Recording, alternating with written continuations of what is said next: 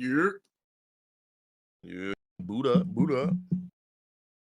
Ladies and gentlemen, sentient piles of rubble and Diablo floor players. I'm you here talking about today. me?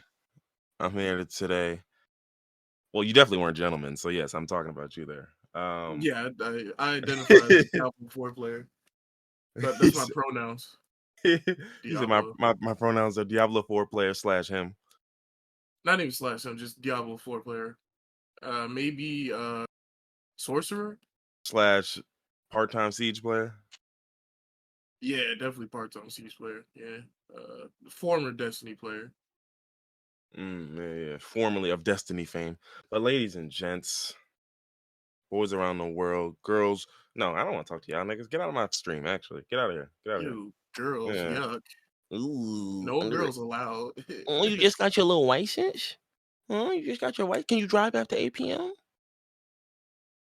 But welcome, man. Welcome to episode 100, man. Episode 100, 100 man. years. 100 years of potting, man. I mean, man. It seems like when we started, we was fresh off the heels of World War One. And look, I mean, we potted through the war. I mean, it's Hey man, somebody had to get the gripping news out. I don't know how we did it. I feel like, can you imagine? I'm thinking like a podcast during World War One. Like, imagine asking 50-50 conversations. Like, brother, there are airstrikes happening. I mean, there's airstrikes going on right now. He And said, we ask you 50-50 questions. oh, okay. The airstrikes are hitting us. Let me clarify. What you need airstrikes for when you got white supremacist terrorists? They said, nah, what you need airstrikes for when you have dinner with Pooh Shiesty or brunch with Jay-Z? um, say that again. Hold on, Pooh Shiesty. I don't want nothing from that nigga. Ain't he still in jail? Aren't we all still in jail? The financial one? Yeah, that's facts. This Mm. capitalist hellscape we're in. All right, so we got a long agenda, and I feel like it's probably other shit that's gonna come to mind too, for real. Like Russia having a civil war right now. Well, yeah, I was just about to say that since we just had started with what we had started with. I didn't want to start there. That was pretty nuts, but we It's kind of can. funny. We can. I mean, I don't know about funny, but interesting for sure. Definitely interesting. Depending on how this plays out, man, could change the world. Literally, Yeah. this has I mean, I think it will ramifications on either the way. planet. I think it will either way. Either way, I think Putin is done after this. Like, it's this is going to be a domino effect. It's going to lead to another war, a coup. They tired of him. They tired of him. Yeah, but I think what we're not understanding, though, not understanding, but the problem is that none of this is good, right? Like, Oh yeah, absolutely not. and what I mean by that is just like they talked about the guy because it's like these Wagner troops, I think is what they're called. They're probably Yeah, like Wagner or something, because they be over there. they But be up in there mixing letters up, doing stuff. Yeah, they be over there pronouncing them W's however, like, but backwards R's and upside down A's. Come on, man, silly language. I'm like, bro, you got a R, a Y, and a W and a J next to each other. What do I do with that? What do I What's the do with that? English equivalent to that? A word should not have 7 consonants in a row. Bro, there's an O at the end of this. Like, but yeah, so basically, I'll try. I'm sorry, guys. I promise you I'll try, but we're talking about actual global geopolitical politics, and so clearly the bozos are not equipped for, well, not even not equipped. I just don't care enough to Yeah, I actually was gonna say, give I it definitely my know all. my stuff. It's not, nothing's really that serious to me. World War III could break out right now. I'm still gonna be cracking jokes. So, long story short, I guess there's this group of, it was like a paramilitary organization or something called Wagner. Yeah, Russia had hired them for the Uh-huh. war in Ukraine, and Uh-huh. Russia defaulted on basically they were supposed to provide them with food, the materials they needed to fight a war, and of course, Oh, like, so yes, basically Russia was supposed to fund the proxy battle that yeah, they were literally hiring someone for. Yeah, that sounds. Yep. Reasonable. And they didn't do that. So Wagner, he pulled all his guys out. I thought that was just gonna be the end of it. I never in a million years saw this coming. Then nigga said, you know what? No, we gonna get our shit back. They already took 2 cities so far with an overall goal to take Moscow. Now, I don't know how far this will go. Nigga Um, said forever get my lick back. I know Russia not gonna nuke its own, country, but I feel like Putin gotta have something for this, right? Probably. But one thing I will say is people really got into the history of like the Wagner military atrocities and war crimes in Africa, the Middle East, and Ukraine. And it's like, yeah, guys, listen, There's we're no winner in this. like, yeah, this is a lateral move. Um, So wait, so Wagner, were they under the orders of Russia when they were doing these war crimes, or were they just paramilitary groups just out there, mercenary style, like a movie or something, just doing whatever they wanted to do, toppling nations on their own? let me see. Let me see. I can't. I'm not entirely sure. I'm looking through. They got excerpts from these different like New York Times articles. Da da da. Um, Mhm. Oh no, they was with Russian allies. So yeah, they were supported by well, in some cases they were only there by themselves, but in other cases they had Russian allies. So Do with that what y'all will. yeah, but anywho, so that's why people were just like, yeah, listen, like I need y'all to understand this is not really a situation where anyone gets like there's no benefit here. There's no help. There's no happiness here. Like because it's just like one guy is exactly who we know him to be, which is Putin, and then the other guy is well, A war dog. he so Putin. It's like But they we don't know how he feels about America yet. well bump America like if this war is going to continue, which is basically what they were saying because he's committed these atrocities in Ukraine anyway. So it's not like he's against the war. It's just more so like I don't like how y'all doing it for real. Like I'm gonna shit, if turn I this was shit up. president, Yeah. I really going offensive, nigga. Like I want this shit. Like No, that's nasty word. not to mention, I also don't want this guy with the nukes in his hand, or better yet, I don't want him and Putin actually like real deal fighting like civil war type because then you now I got a nigga fighting for his life with nukes. I would like not to see it. But that's what I'm saying. I don't think it's gonna come to nuke. No, why would you nuke your own country? The No, fallout no, is no, no, gonna no. hit you You, immediately. I think, well, you probably wouldn't, right? Yeah, you definitely wouldn't. But I think I don't know. It's a game that you never want to play. You know what I mean? Like, Like if we were especially. to break out with a civil war in America, well, first off, there's no way that anybody going against the military in America would win. All these militiamen that Oh, think you that, don't have oh, I'm to. gonna arm ourselves and go up against, nigga, one drone strike is taking out scores, scores of these niggas. Scores, scores. So like a civil, I just can't imagine a civil war in today's day and age because the military, um, obviously now the Russian military has their issues. They going through some stuff, but in America, I'm thinking about how a civil war would go here. Like niggas would get trampled easily, like low diff. I think we think that, but I definitely think there's a lot of places where it's just the effort that you'd have to put in would not be worth it for somebody else. Yeah, you said exactly. A lot of places and effort. America is military bases in damn near every state and multiple National Guard centers. Niggas just ready at all times. They on go mode everywhere. We're literally in a military state. The police, hell, the police got military weapons. They got military vehicles. Like it's not a lot to do really. Just one call, niggas mobilized, and that's it. Like think about how fast they was bringing the National Guard in when the protests were going on back in 2020. Hmm. You It said was what? just no. I said think about how fast the National Guard was mobilizing back when the protests were going on back in 2020. Oh yeah, I know. They didn't actually have to do nothing though. Like that's the part where people fail to realize. Like the problem with a civil war is not just the battle; it's just the fact that you are murking your own citizens. Like people fail to realize how much weight that carries for people who actually have to carry out these acts.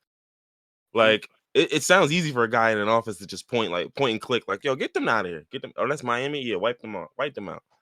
I'm in And then winter. I'm in niggas, and meanwhile, a nigga like, bro, no, I have peoples in Miami. Like, I'm not, no. What? So then that's the problem. It's like, like that. But that's always the thing. What I always say about that, where it's like that's never something that anyone's gonna fight for or battle for, because it's like no one wins once you get there. Once you're at that point, like everyone has already lost, and it's like now they're gonna lose even worse, or now they're gonna lose their lives. So, but yeah, and that's the thing that killed me, like, because niggas always talking about that, like, oh, Wagner is liberated. I'm like, liberated? Like, nigga, this is Nazi on Nazi. What are y'all talking about? literally, this is worse. This is a terrible scenario either way. This is No awful matter versus who wins, terrible. Like, they having a mid off. they having a hell off. See which first one who can go to hell first. But shoot, what else we got? What else we got? Where do you go from a civil war that has ramifications for the world? Surely not Gunna fighting the rat allegations. I mean, what better way to show how silly the world is and that nothing matters but to do that? Well, to accomplish that point of showing the world how silly it is, I was gonna speak on the submarine thing that captivated the internet's Oh, okay, attention yeah, this whole week. let's get into that. So I don't know. I'm not at this point. I feel like, guys, listen, it's Saturday. Surely you've heard of this story now, so I'm not gonna do you too much prefacing and background information. To make it very short, bunch of rich niggas got in a submarine that was shoddily built by a nigga who's a known scam artist, and they didn't come back. Thoughts? I'll just say the memes and the jokes have been phenomenal. You guys did not let us down, man. I am truly I am impressed. I am blown away by the memes. Amazing work, guys. Honestly. Yeah, and it's so funny because I did see a lot of moralizing this Yeah. week, and I'm here to tell you, I hate I wouldn't say I hate it. It must be bad to find out in ways like this that the world you live in that's always been so cruel is so cruel. Like, it must be really tough to find out this way, because it's like, dog, Yeah. Like how you could guys you? are really Yeah, like y'all really you. damn. Yeah, wow, bro. We watch every day people get lambasted. Listen, I watched a woman yesterday on Twitter lose her job because she was going to cheat, or she was going to have sex with a married man. I watched that happen. A woman said, like, no, listen, listen to me, listen Oh to my me. Yeah, god. I watched a woman say, and granted, this was a very corny post, I promise, but I watched a woman say, like, oh, um, there's this guy I used to know from school, da da da, and like he reached out to me, and I found out he's got a white wife, and it's Juneteenth. Oh yeah, I'm a cheat. Yeah, like, okay, first off, Juneteenth has nothing to do, and the white wife have nothing to do with this. Yeah, not at But all, no. okay, right? So then she goes on this long thread about how he was like her first date and da da da and all this other shit and da da da. I'm like, oh, okay, so that's why you want to get back with her. I don't got shit to do with this white girl in Juneteenth, you loser. So anyway, she's doing all that. People are understandably in the thread like, why are you admitting to trying to get this married man to fuck up his relationship? I mean, granted, he's fucking it up himself, but like, why are you admitting this to the internet and telling So us? did he actually go through with it or is she just talking at this point? No, he was planning. Like, he was like, "Yo, let me take you out this day." Da, da. Like, so he set it Okay. up. So Oh it's like the yeah. same thing. Yeah, it's the same Yeah. thing for real, for real. Like, so he's doing all of this, da da da, this and that, and then she goes and she then calls herself, what was it? Oh man, I need to know this. It was an ethical. Oh man, this is not. Hold on, hold Is on, it hold like the on. trolley situation where you save 5 lives and take 1 life? Huh? Oh no, You hold on. I was thinking about like an Here's what ethical. it was. Here was she called herself an ethical non-monogamist. I'm about to explain this to you uh in a second, and you're I gonna already know. understand why it's Yeah, full of shit. terrible. It means that everyone she blinks knows that they aren't the only person that she fucking with. But She don't. that doesn't Hold apply on, to married people. hold on. I promise you, I promise you, you'll get a chance to cook her. I don't lie to or cheat on anyone. I played with married people with their partner's permission. If I fuck with this dude, it would be a first. And if he don't care about Mrs. Becky, that's in a quote, and then it's the conceited gift, like, ah.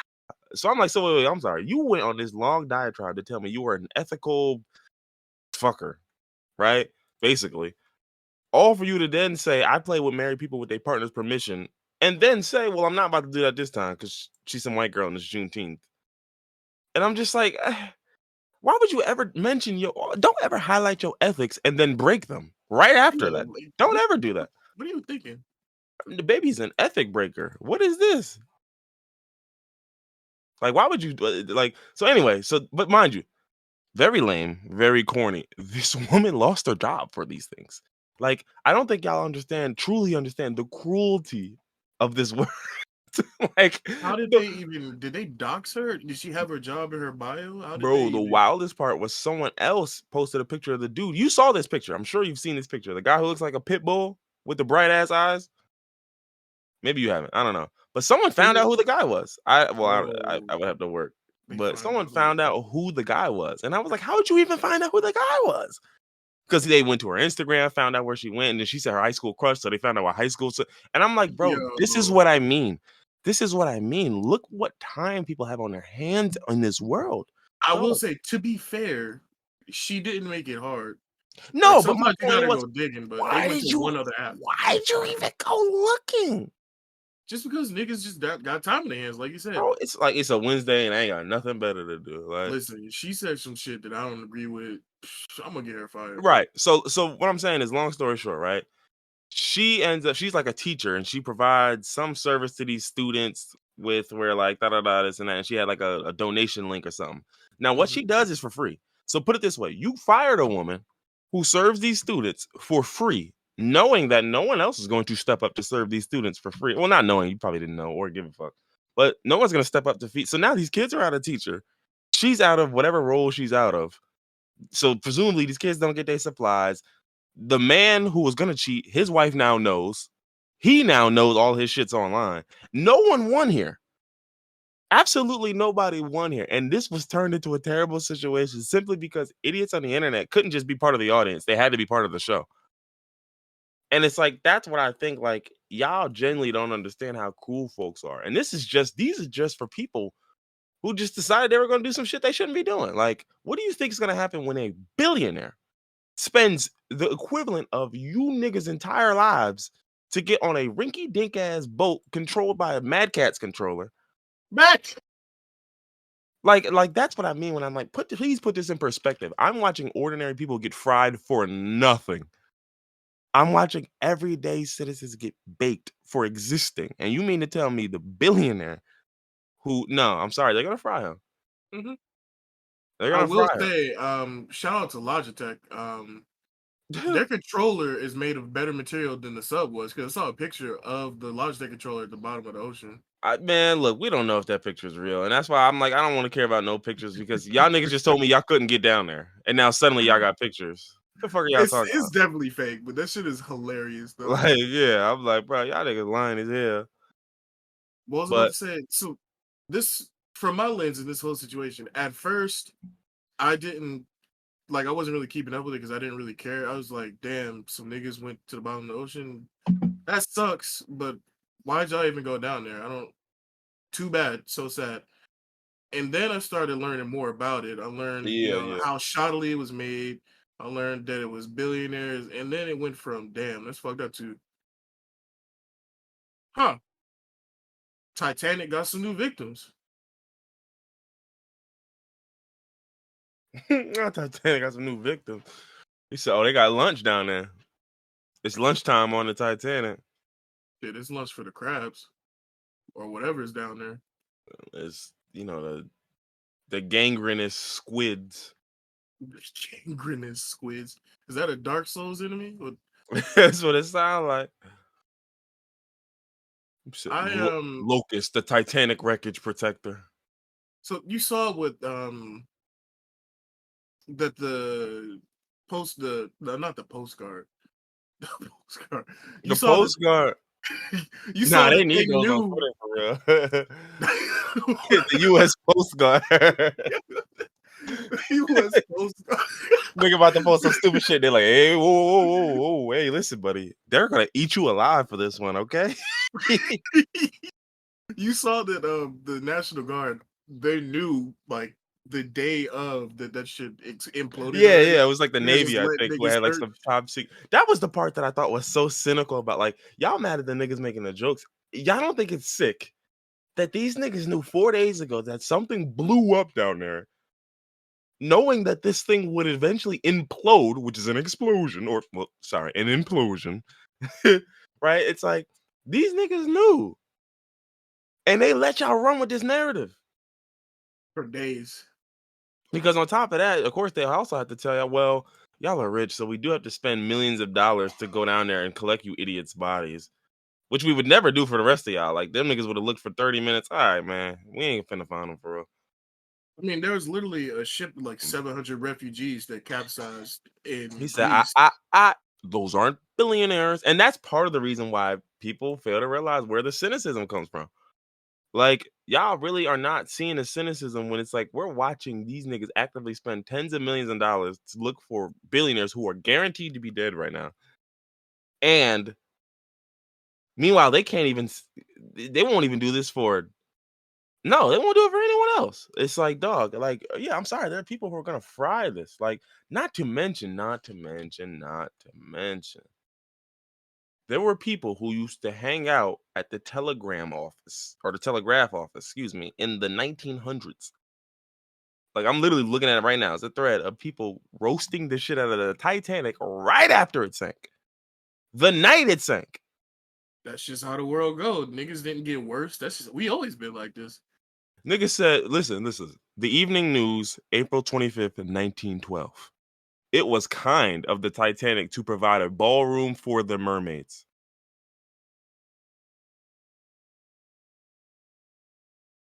"1912. If you own a lifeboat, now is a good time to sell it. There's a big demand for lifeboats." Oh, these niggas was cooking. This is savage. Mhm.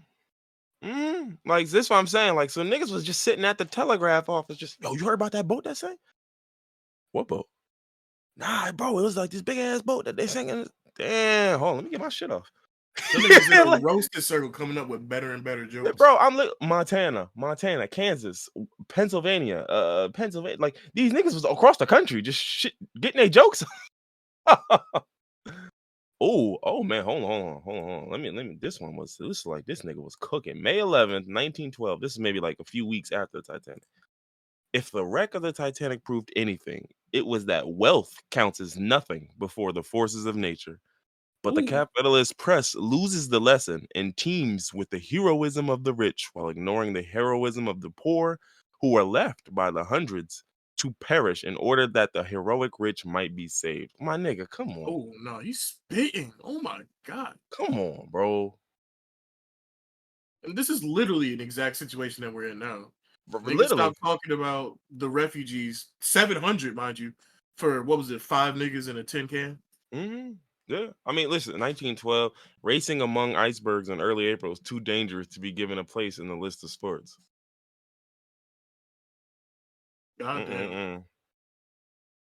I I respect it, yeah. We hold on. We confidently expect the senatorial investigation to establish the fact that passengers on the Titanic who are not rescued are dead, and that is about all we expect. like, dog, this is like literally misery loves company, except in a rich man's lifeboat. Hey, yo, Man. this is 1912, dog. Like, this is what I mean when I'm saying I hate that nothing's new. Nothing's new. You're just now seeing, because again, this is what I always say. Everything comes back to now you can hear from a guy who you never would have knew existed now. That's the only difference. I was That's gonna say, I honestly want to know how these people went through life not knowing that people are like this. How do you just go through life and not realize that niggas are cynical, jaded? We don't give a fuck about a bunch of niggas, not even a bunch, a handful, literally five, 1, 2, 3, 4, 5. Niggas getting in a can and going to the bottom of the ocean. Niggas got in a can of Chef Boyardee with a fucking Mad Catz controller. I'm so sorry, bro, but I'm that's not not gonna insane. feel bad for y'all chose what first off, what compels you to want to go to the bottom of the ocean? Did Nigga anybody ain't even have a scuff. He ain't even have a scuff controller. dog, that had to be a controller from like 2004. The controller that Hmm. I saw in that video, the technology has improved. At least have a 360 controller. Brother, that controller hooked up to an E machine. I guarantee you, that shit was hooked up to a Dell running fucking Windows XP, nigga. Like, So we all saw this video of the interview with the captain and showing how rinky dink and rundown everything yeah, was. that Did I've did the never seen an billionaires interview not more see that? damning. I don't think so, but like, you know what's funny? I saw multiple people come out after this whole thing came over and pretty much said, like, hey, listen, there was a point where I was supposed to get on one of these joints, da da da, and they did the bare minimum research and said, nah, I don't think this is it for real. Like, they had one guy who had been on this tour last year, and I forgot what his name was, but mind you, this guy is like a tech shill. Like, he shills for tech companies. They send him products, he tests them out, and then he writes reviews, and he pretty much shills for them. Can you Mm. imagine when that guy tells you, "I'm not gonna hold you. I've seen hundreds of agreements, like liability waivers. This one scared me."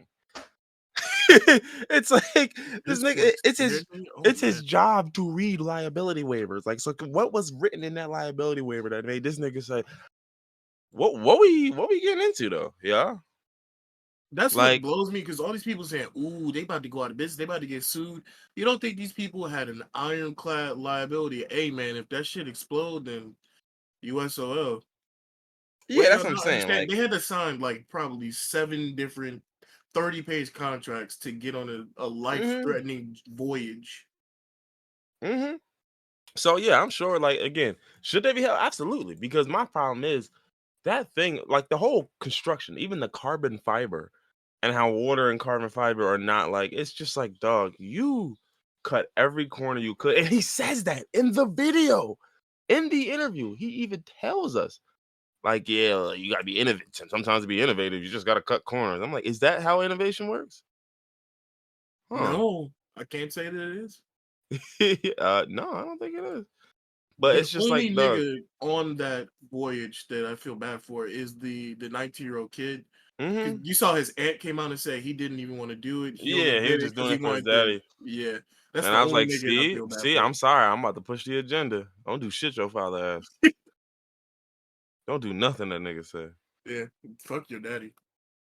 Fuck everybody, daddy. Oh man. Mm-mm-mm. Interesting Eh, times, man. Very interesting. I don't know what else there is, man. I really don't. Yeah, and that was the other thing. I even watched a video on like the implosion and how that would work. And it's like them boys died in a flash. Like, their Yeah, eyes was that's open what. and they was at That's the another gates. thing I wanted to bring up. Everybody's talking about how gruesome, how terrifying. That was when we thought. First off, side tangent. What was that banging that people were hearing if they died instantly? See, this is the part that pissed me off because it's the fucking ocean. It could have been anything. Dog, the ocean might as well be space, nigga. Like, we don't know. That banging Um, could have been any noise anywhere under the sea, nigga. Like, and so that's why I'm like, I don't really care about the banging part because that could have been y'all bumping into something, or they said it was regular intervals and that. Dog, niggas got a drum line down there. I don't know. let's say The it's fuck? killer whales banging pots and pans. Yeah, I'm like, brother, I don't know. Like, but again, y'all are failing to realize this is the bottom of the ocean. It's the one place we have not done any work at understanding. We don't, nigga. It could have been some damn squids down there doing something silly. We have no clue. Like, Now, y'all know this how many nightmarish horrors are at the bottom of the ocean? has I know people, not people. I know Ocean Gate was saying that the ship was quote unquote made for this, but how many times have they actually gone to this depth? Like they've gone down before, Hmm. but like how deep have they gone? Have they gone to the Titanic multiple times already? I think one of there was a guy who had been there and took like 30 something trips down there. Um, 30? yeah, 30 something. Yes. And so they have they made any improvements to the The vessels actual per thing? se? No. This best. That's what I'm saying. Like this guy was a scammer. So the pressure of the entire weight of the ocean on 30 separate occasions, probably more. This one guy went 30 times. Um, at no point did anybody think, oh, maybe there's some wear and tear on this. Like a car, a plane, a boat. Well, again, I can't stress this enough, and I know it's gonna sound bad. You're dealing with a billionaire. This is what billionaires do. They cut corners and they put y'all lives at risk because you're just a custody to them. Now I will say, he must have had some faith in his own product because he was down there too. So That don't mean nothing. He's just stupid. I don't mean a damn thing. That means he's dumb enough to believe in his trash product. Like, baby, I'm yeah, like, like that. you don't even have the awareness, the self awareness to know. Like, your thing is bullshit, but because you've seen it work a few times, I guess you convinced that. Well, I know we cut a bunch of corners, but It's worked so far. yeah, niggas ain't died yet. So I'm like, all right, man. It's the first time for everything, right? But yeah, nah, I ain't gonna hold you. I'm reading these. I'll send y'all the thread of these niggas making a Titanic jokes from mad long ago. They are going crazy. Like these niggas is bugging now. That reminds me. Do you remember that video I posted of niggas from like the 1940s doing the street side interviews, like the same way niggas do it now? No, I didn't. Where did you send that? No, I posted online. I didn't send it in like on Discord, but it was basically Oh, it was some niggas from like 1940. They asked a woman, "Who do you think should control the money, the man in the house or the woman in the house?" And they're doing the same exact shit that we're doing now. Literally, just nothing's hmm. changed. It's just different terminology. Nah, you know what killed me over the weekend? That shit was like, this is the gun that killed Shinzo. Oh yeah. That shit killed me. Oh man, that shit had me crying. That had me crying. No, you He know what I got forgot. hit with a doohickey. That boy got hit with a doodad. They call me the doohickey. I don't know, man. So much shit has happened in the last 3 years. I forgot all about Shinzo Abe until I saw that tweet, and it brought it all back. The hilarity of the world, man. Hmm. How a nigga kill you with a whatchamacallit, yo? With a doodad. He killed you with a He contraption. killed you with a who's a what's it. So what's Oh my god. He killed you with an Acme tool. It was a mallet taped to a spring with some screws in it. He got him done with a with a thingamajig. Oh, Um, but what else? What else we got? What else we got? There's a bunch of shit on this list. I got one that's not on this list. So an influencer went to go visit Shein's manufacturing.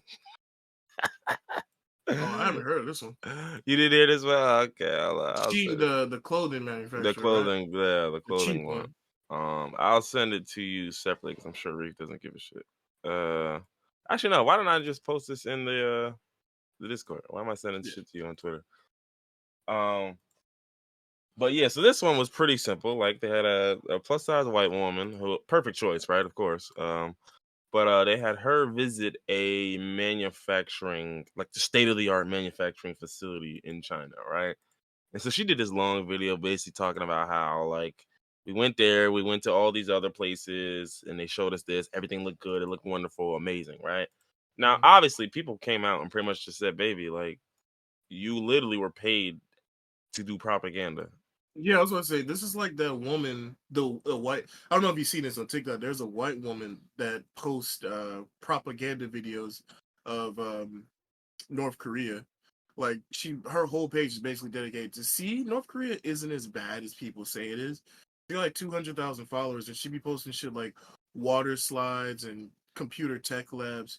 And people have done whole breakdowns of her videos showing exactly where these places are and how these places are only for like the top 5% of the country, and the millions of other people don't even know these places exist But there. these are for the elites, buddy. These are for the elites of the elites. I can't imagine becoming a propaganda show until we become propaganda shows and we start getting paid.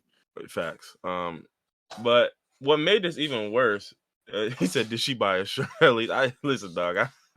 I'm sure they gave it to her. It was on the house. But that was the other part. One thing I kept thinking to myself, like I know them niggas in that workshop who are obviously models getting paid to work there. Mhm. We probably were looking like, damn, all right, it's big. Like them niggas ain't never seen who these 3X's is supposed to actually be on. Like They don't got they, that size over there. They yeah, make it, but they like don't no, sell it yeah, they anymore. make the 3X. They never seen who fit in the 3X though. They like, damn. No, I mean, listen, if you like it, I love it. I'm just saying. I I just thought feel that like was crazy. blackness aside, I feel like just my size. If I went to China, I would be an oddity. I mean, you'd be an oddity at 5'5". So yeah, at your size, you're definitely gonna be an oddity, nigga. Like it would not matter. A But full anyway, foot over most of the population. but and not honestly, it's not even just being black. I mean, obviously being black is unique in that sense, but nigga being anything but Asian would get you stared at. Like um, but what's I gonna say? Oh yeah, so she's out there doing all of this stuff. Um. And basically, pretty much everyone's talking about how this is a stage factory, right? So they go Mhm. through it in the thread, and they're like, first off, there's no safety signage anywhere. No fire escape signs, no first aid signs, no fire extinguishers. Like all dust is a huge byproduct in fashion, and Right. dust is flammable, which means there would have to be fire extinguishers, fire escape signs, first aid, like all of that shit. Cool, none of that. Sure, you'll see. Um, what else? What else? No safety info here, right? And then niggas said, where are the garments on all these machines? This is a state of the art manufacturing facility, and they make fast fashion. Explain to me how there's no clothes on the output Anywhere. of the manufacturing machines. Then they keep going. How can they afford to only cut one garment at a time? Bulk fashion production means cutting through several layers at a time to maximize efficiency. Which makes sense because, like, you'd lay 20 layers down, cut through all 20, so you made 20 cuts in one. Why would I be cutting individual pieces of garment at a time? Okay. Anyway, let's see. And then basically, they were basically saying, like, all right, now this is supposed to be a factory, right? There was one point where they were in a factory, and it's like, well, where are the garments that go through production? Because yeah, we do all this cutting, the pasting, but eventually there's a finished product, right? Where is it?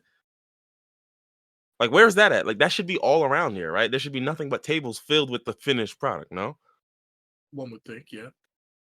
Right, okay. Then there's another one, where it was talking about a manufacturer cutting one garment at a time. It's like, dog, this is shit that like Alexander McQueen will do for you when you have custom ordered something. Like, this is not what Shein's doing. Like you can't fool niggas into thinking Shein is cutting individual pieces of fabric at a time because they simply wouldn't be able to meet demand if they did.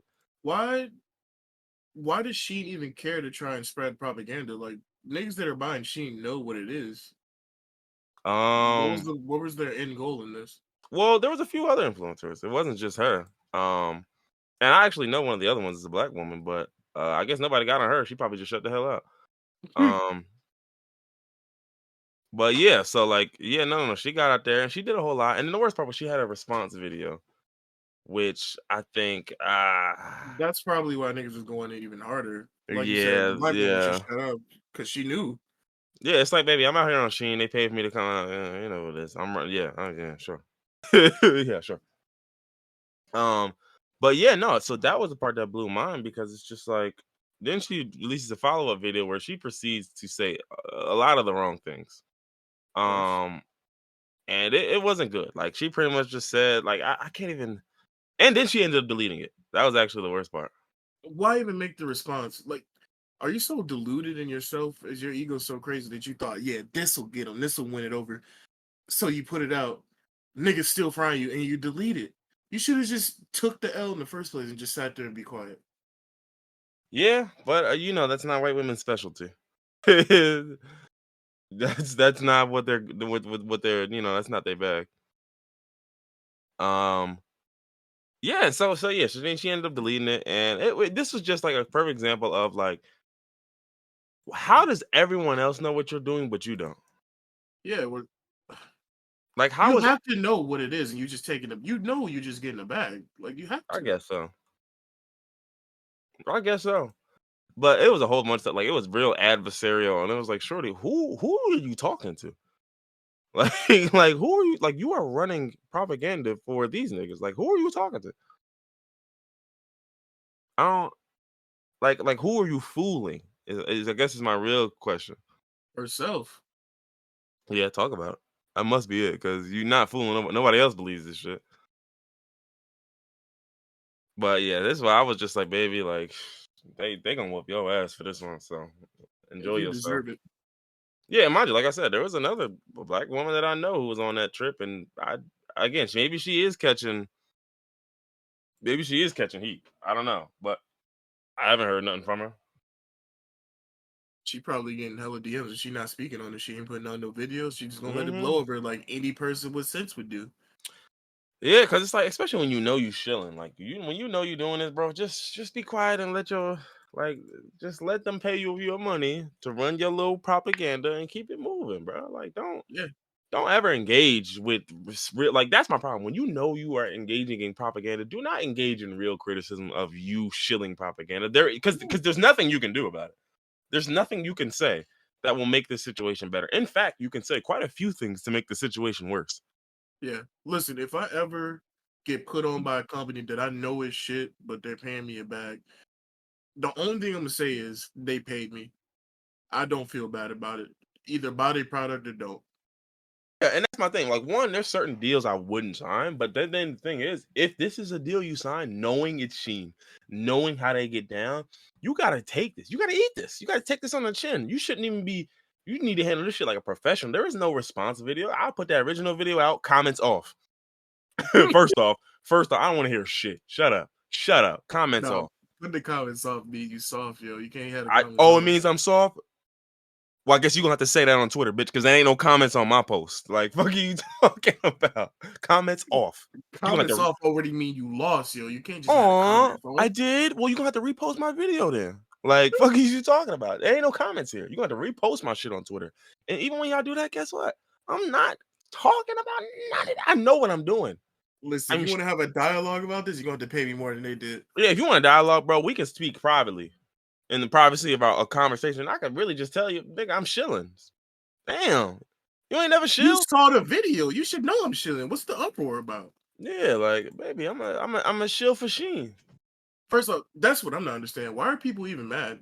Y'all, if you Well, I already think people are know mad that, because like you playing in their face for real. Like well, that's but why that's what I was people are about to mad. say. Like, if we all know that Shein is a shit company and they're doing all this terrible shit, and you can recognize this is propaganda, well, I guess you know what? Their anger is placed correctly. Their anger should be placed at her, like you said, for playing in their face. Nobody's mad at Shein. They mad at her for doing this dumb shit and then doubling and triple down on it. Hmm. Because like, if I know this company is shit, I don't give a fuck who says, "Oh, the working conditions aren't that bad." I've seen the product. I've seen videos of people pulling Shein out the bag and it's got insects inside of it, and they whole house get infested. That is insane. You haven't seen that video? No. Oh man, this girl, she ordered something from Shein. She pulled it out the packaging, insects all over it. She, I guess, out of fear, not thinking about spreading it to the rest of her house. Out of fear, she drops the bag and all the insects scatter, and they just run throughout her house. That's sick, yo. Oh my god. It was a big deal. This is either last year or year before last, and like I'm pretty sure she sued him for it. I don't know what came of it after it, but we know what kind of company Shein is. This little cute propaganda with the niggas working or not really working. And who is this fooling? Yeah, her, apparently. Yeah, Just her, I guess. I Shein numbers must be down for them to try and start propaganda like this. This is crazy. don't think so necessarily. I don't know. I never know how to because they're a Chinese company, so I never know. What they're really thinking. Yeah. I never know what it takes because it's just like I'm sure y'all numbers over there are probably still whooping. So I don't know what it takes necessarily to make y'all want to do this. But I do know I wouldn't even say this is a miss. This is a miss on her part. Like you clearly picked the wrong influencer because she's an idiot. Like she just didn't know to just take her money and shut her the hell up. Take her money, put out her propaganda video, comments off, and keep it moving. That's it. I You know wouldn't what speak it on it. is? I wouldn't speak on Sheen again, nigga. You would think I forgot that shit existed. It's probably just like we were talking about with the whole the Titanic sub. Some people just live in a bubble. They don't understand how the world really is. So she Yeah, that's probably true. went there taking it at face value, like, oh, they're trying to show that this is an actual legit business and they're not doing terrible things to people in the background. She probably was just trying to see the best in she and diluted herself. Like that's the only thing I can think. That is the only thing I can think. I guess either way, it's just like you said, her being in a bubble does make the most sense because it's just like you thought that the people would be like, well, she's an influencer. Her job is to like, oh, you thought we were just gonna accept that influencers should be propaganda machines. Oh, that's sweet.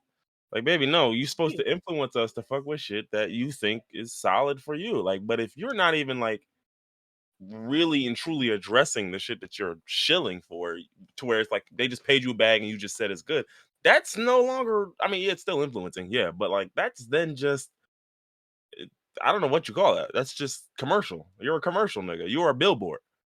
You're a walking billboard with a fat ass. Like, Now, my question is, the video, did it say paid promotion in the video? um, Because that's I don't also know. illegal to promote things on certain sites and not have it clearly stated Well, that see, it that's the is. thing. The video wasn't necessarily promotion. It was more so just like a hey, like I'm showing y'all the inner workings of Sheen and da da da. And then Yeah. she was even talking about how this really cleared up my perspectives about Sheen and that. It's like, baby, so basically you just got paid to change your opinion on Sheen, and you believe whatever the fuck they told you because well you wanted to. Like, and now where are we? Where does that leave us now? Like I don't know. Like niggas is nutty. But what else we got? What else we got? I guess while we on Twitter shit, let me just stay on Twitter shit for a second. None of this is on the agenda, but there was there's a phenomenon that happens on Twitter and probably other places, right? Where people will post screenshots of conversations, like text message conversations that they had, right? Mhm. What I will say is that absolutely every time I've seen a screenshot posted, the idiot posting it is always wrong. Oh yeah, it's just ego. Niggas think they always right. Like, so I saw one today, right, of a woman on a dating app, and this one just did. I just, boy, this one just didn't make it. I was just like, bro, if, some of you people are serial daters. This woman's on a dating app, right, and she's about to go on a date with some guy that she met from a dating app, right. And so this guy, hold on, I will send over the thread to this because this one didn't even make sense to me. I was just like, damn, you can't win for losing for real. Like, it's nothing you can do. So she sends over the thread, like, so he's basically saying, all right, cool. They was having a little picnic, da da da, and all that. He's like, I'm gonna be on my way in a few. And she said, okay, let me know when you need my address. And he's like, oh, I had no idea I was supposed to pick you up, to be honest. And then she was like, are you joking? He's like, no. What's your address? And then she's like, and then he was like, oh, the ope killed me. Like, oh, like he was, Or not. oh, or not. And she said, that's okay. Enjoy your buddy's birthday weekend. And he said, not me with a whole car packed for a picnic. But all right. He was giving sassy on that last one. Yo, chill, yeah. The feminization of black men continues. Not me with a well, I'm this person might not have been black. But the part that blew me about this is that in what world do you think we are going to agree with you? You just met a nigga on a dating app and he's shocked that you expected him to just ask for your address. She dating in 1962, yo. Clearly, like, You just want a random nigga to just have your address? yes. Niggas are Clearly. crazy. Yeah, clearly. Clearly you do. That was the part that blew mine more than anything. I'm like, you are giving your address to niggas you meet on dating apps. And I went to this woman's media page from as far back as February of this year, 4 months ago. She was still posting screenshots of niggas she meets on these dating apps. Oh, So okay. I'm So like, baby, you so just every time you go on a date with a nigga, they're picking you up and they know your address. And you are insane. literally Let me just break this down for you. You're not bright. This is not a good idea. your And brain needs to and, be studied. and on top of that, I keep telling, please stop posting these Twitter text message screenshots. You're always wrong every time. Every time I've seen these things posted, She there is has not to a have something going on. Like you said, you went back on her media page and she's been doing this. Is she right in any of these situations? Has anybody ever agreed with no, no, her? no. She hasn't been posting mad like screenshots of like sometimes it's screenshots of conversations where niggas are just getting weird. Okay.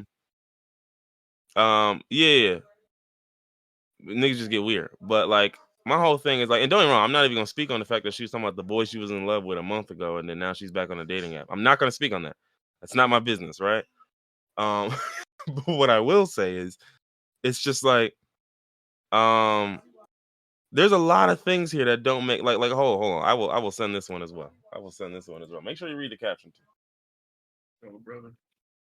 It's funny because I've known him since Tuesday.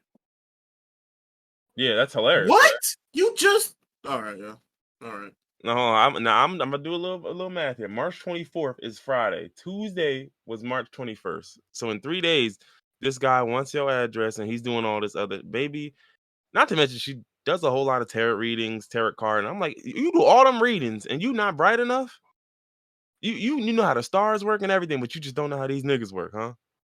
She she thinks she knows how to. We're not gonna get into the whole fake uh No, holistic listen, no, tarot no, no, card listen, stuff. listen. If you're doing the tarot readings, then baby, you ought to know something. No, she don't because she not really doing it. She just picking random cards. You ought to know something for She real. just picking up cards like, oh, okay, this means something, and then Like putting it back down. this okay, this means something. Ooh, death. Ooh, you about to die. He said, "Ooh, death." He said she playing 52 pickup. She playing goldfish and shit. But like I'm just like, bro, some of y'all are serial daters, and this is why nothing ever like I'm so sorry. Y'all are not meant to be with nobody. Y'all are just meant to go on a million dates before you die.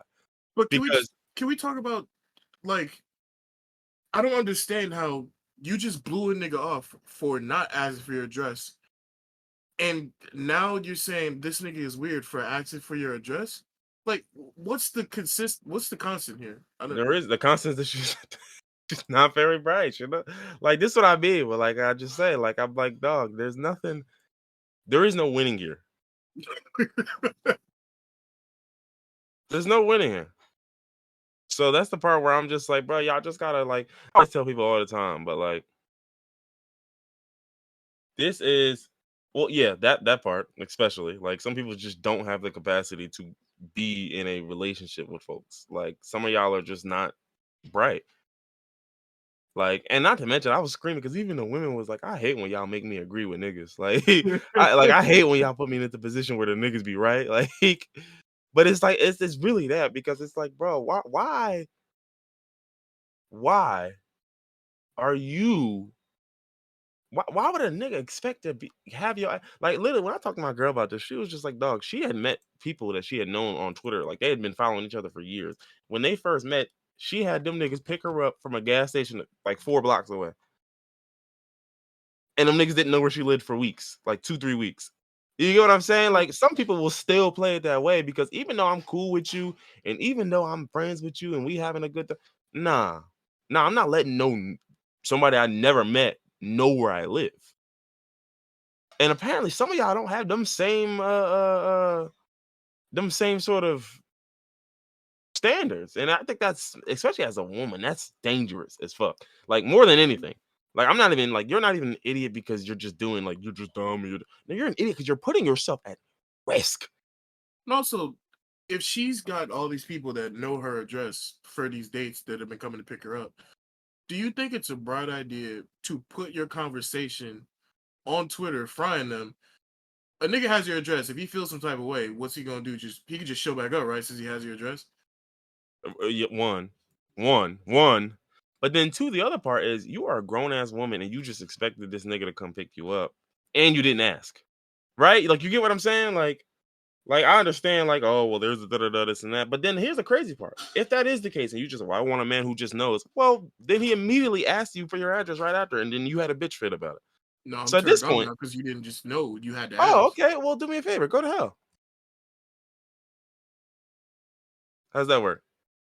Quick and easy solution. I like it. Like that shit is just like, I'm just like, bro, this is what I mean when they say the dating pool got piss in it, because there's just idiots out here. Like, these people don't know what they're looking for. They don't know what they're doing. They're just out here doing shit, out here doing stuff. Like, and this is what I be saying, because it's like, bro, like, yeah, there. Do me a solid and never speak to me again. Like, do me a solid and go to hell. Thank you. But like, this also is the part that blows my mind when I realize, like, it's so many of these folks out here that, like, that's why you realize why these 50-50 conversations keep continuing. Why all these doofy and stupid conversations, because these people are perpetual just serial dummies. They never learn nothing. They never grow. They never get nothing. They never get no closer to figuring it out. They do the same shit, expect the same, expect different results. And it's just like, dog, it makes no sense. Like, it makes absolutely no sense. And like I always say, like, don't waste your time. Don't waste your time. Like, folks are not bright, and there's nothing you can do about that sometimes. Like, you just got to get away from them.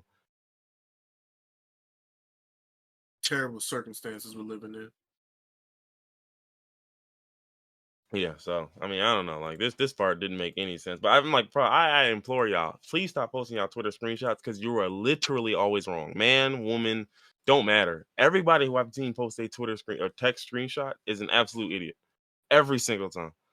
Every single time. Not every single time. I'm gonna be the first nigga in history to post screenshots and everybody agree with me, but that's just because I'm different.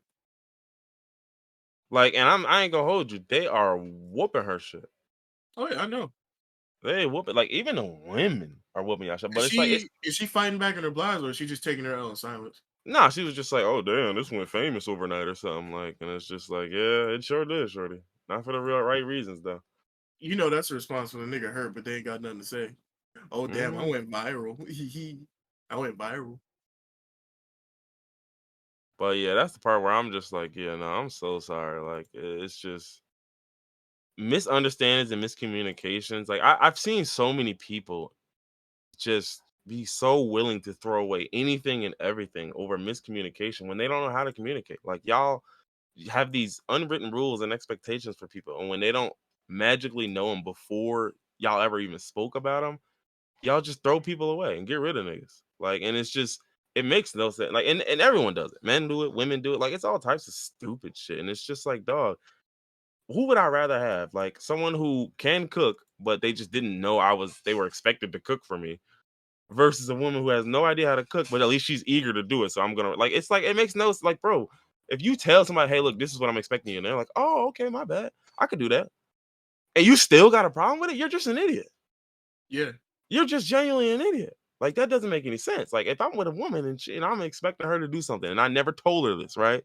Then I tell her after I didn't get it, and she's like, oh shit, my bad. Like, yeah, I could definitely do that. I could get that for you. I'm good. What It else ain't could you possibly expect? what else could I ask for? But that's the problem. Y'all feel like y'all shouldn't have to ask, and I'm so sick of that. It's the entitlement. Niggas will just feel like they don't have to ask for nothing. They don't have to tell you nothing. They don't have to explain nothing to you, communicate nothing to you. Again, this be the It's whole shit. 8 billion people in the world. And you expect this one person that you just met to think exactly like you and know exactly what you want? Of course, because a real man would Oh, okay. like, I'm fucking sleep. I'm snoozing, nigga. Like, because it's just like, bro, I hate that unwritten rules of a man. Bro, tell me what you looking for so I can tell you if I'm not that nigga or if I am that nigga. It's real simple. It's very simple.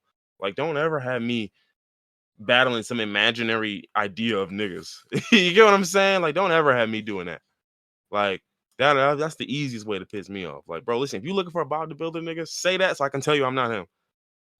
Like, please do that. Don't sit up here. You looking for Bob the Builder, and you realize I'm not Bob the Builder. And instead of telling me, oh, I was kind of looking for that, that's gonna be a deal breaker for me, you just leave because y'all don't know how to communicate because y'all are fucking weird. Like, it's just, it's corny as hell. Oh, they got a thick women thread. I'm gonna get up out of here. Have you seen all them states threads? Like women from Massachusetts thread and women from Delaware thread and I've only seen the Detroit thread because that's all I was looking for. man, I was like, oh, okay, it's time for me to log out for a few days. Y'all acting unusual. They was whooping Send the them thread you though. just saw though. I was I was in the New Jersey one. The New Jersey one was there's a Delaware. There's one for damn near every state, dog. Like they might as well have a North Dakota thread or some shit. There If was a there's a Delaware North one though. Dakota thread, I will carve my own eyeballs out. Nah, I promise you that Delaware thread was not terrible. I It said truly North was not. Dakota, not Delaware. No, I'm talking about the chat. Like that Delaware thread Oh, was I know not it's terrible. terrible. Well, That's one I thing don't. I will say is he said there is a North Dakota. Get the fuck out of It's here, man. pretty good. All right, It's pretty good, but you know the Delaware one is terrible, man. Get the fuck out of my face. But I'm like, not sure what the percentage of women is in Delaware, like race, nationality, ethnicity wise, but I went on a college tour back in high school and I forgot what school it was, but it was HBCU in Delaware mhm. and it was like a 13-to-1 woman to man ratio at that Oh school. yeah, Like yeah, it'd be like they that. they were all bad when I was there. Yeah, Del State is an HBCU. I did not know that. Yeah, I guess Huh? so. Yeah. Huh? I never knew DSU was a HBCU. That's crazy.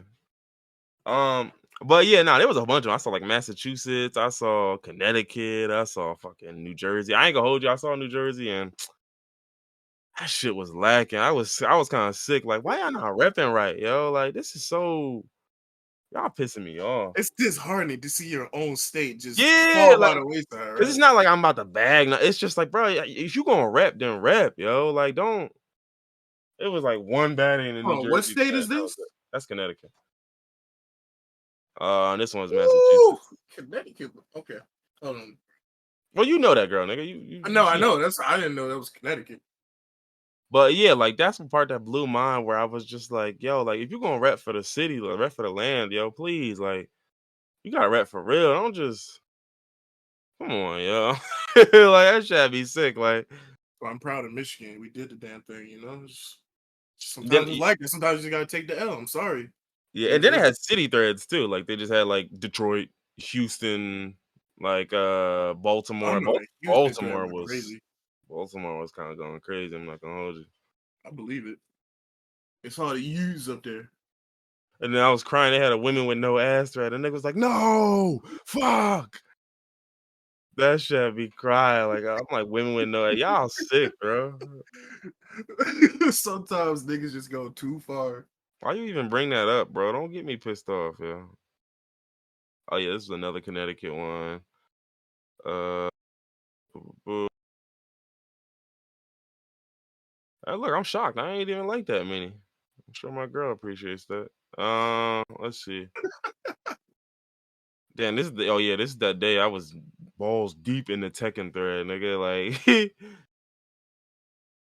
I got like 12 straight likes about Tekken. But yeah, anyway, like um yeah. So anyway, um shit, where are we gonna go from We here now? gotta recombobulate after these threads, Yeah, look yeah, like we we do. Yeah, gotta we definitely do. I guess while we on the topic of baddies, let's talk about Mariah Mills. Getting her hitting her baddies. head. No, she a baddie, all right. Derogatory. Dude, Baddie derogatory. Uh we be turning a lot of shit derogatory that don't need to be. I mean, listen, she a baddie, all right. Like a not goodie. Like, God, goody. um, so finally Adam Silver said enough. He finally Oh, it was stepped Adam up. Silver now. Yeah, it was Adam Silver, the Avengers, Elon Musk, Barack Obama, and James Cameron. They all stepped in, got together, sat around the round table, and said, "Guys, what are we gonna do about Mariah Mills?" James Cameron was the deciding factor in this too. He Well, was he the was most going to important be, one. and then right in the middle of their whole thing, the boardroom door is open, and everybody's looking, and they're like, "Who the fuck is this?" And lo and behold, in comes Whoopi Goldberg, and she makes the deciding vote to say, "Hey guys, listen, Mariah Mills, she's got to go. She's got to get suspended. She's got to. We've got to teach her something." Really, You can't keep getting away with this. it took a round table of basically a combination of the Justice League and the Avengers. Not the threat of revenge porn. It took a coalition of the willing to make this happen. Hmm. Absolutely. She was too powerful to take down any other way. She was too powerful. Hmm. Listen, I don't know if you've seen it, but after she got banned, this woman posted a video to TikTok of her getting Zion's name tattooed on her face See it. after threatening to release their sex tape, basically revenge porn. Yeah, This I did woman see it. is clinically insane. Yeah, that was another thing where I was just like, that's another thing. Again, when we talk about cruelty, like, can you imagine how cruel it is to have someone literally commit a crime in front of the entire world and everyone's still just getting their jokes off? Like, now, granted, the part of that is because you're not pressing charges. But that's what I whole point. Where it's just like, bro, we see this every step of the way where people don't really give a shit about you or your safety or your well being or nothing. Like, nigga, you're just the butt of the jokes. They're here to get their shit off. Like at the But end of the day, what the fuck am I gonna do? I'm across the world from this person or across the country. What well, look, I could call John Morant. He could, I can't speak anymore. I yeah, can't nah. speak anymore. I can't speak on what John might do That's why they already got the coalition together. Whoopi Goldberg already put a because they video. knew what John was gonna do. Yeah, Yeah, you're right. You're right. John Wick was about to do some shit. They saw Zion made a call to Ja, and they had an emergency meeting that instant. Like, yo, listen. Him and Ja been in contact. We've got to get this under control. This could get nasty, guys. We can't have Zion and Ja out for 28 games. Well, no, because Ja would have had to step in. Oh, so would have got extended. Oh yeah, He it would would have have out for the been whole. He would have yeah. been a Calvin Ridley situation. He would have been out for 52 more games. They would have just flipped that 2-5 around for real. Yeah. I was screaming. Niggas was probably like, she probably hitting Zion up through Netflix at this point. She changing the account names to form a sentence. I want to Oh know. man. Like I know Zion is never going to speak on this, but I gotta know what he's thinking in this situation right now. Like what is going through his head?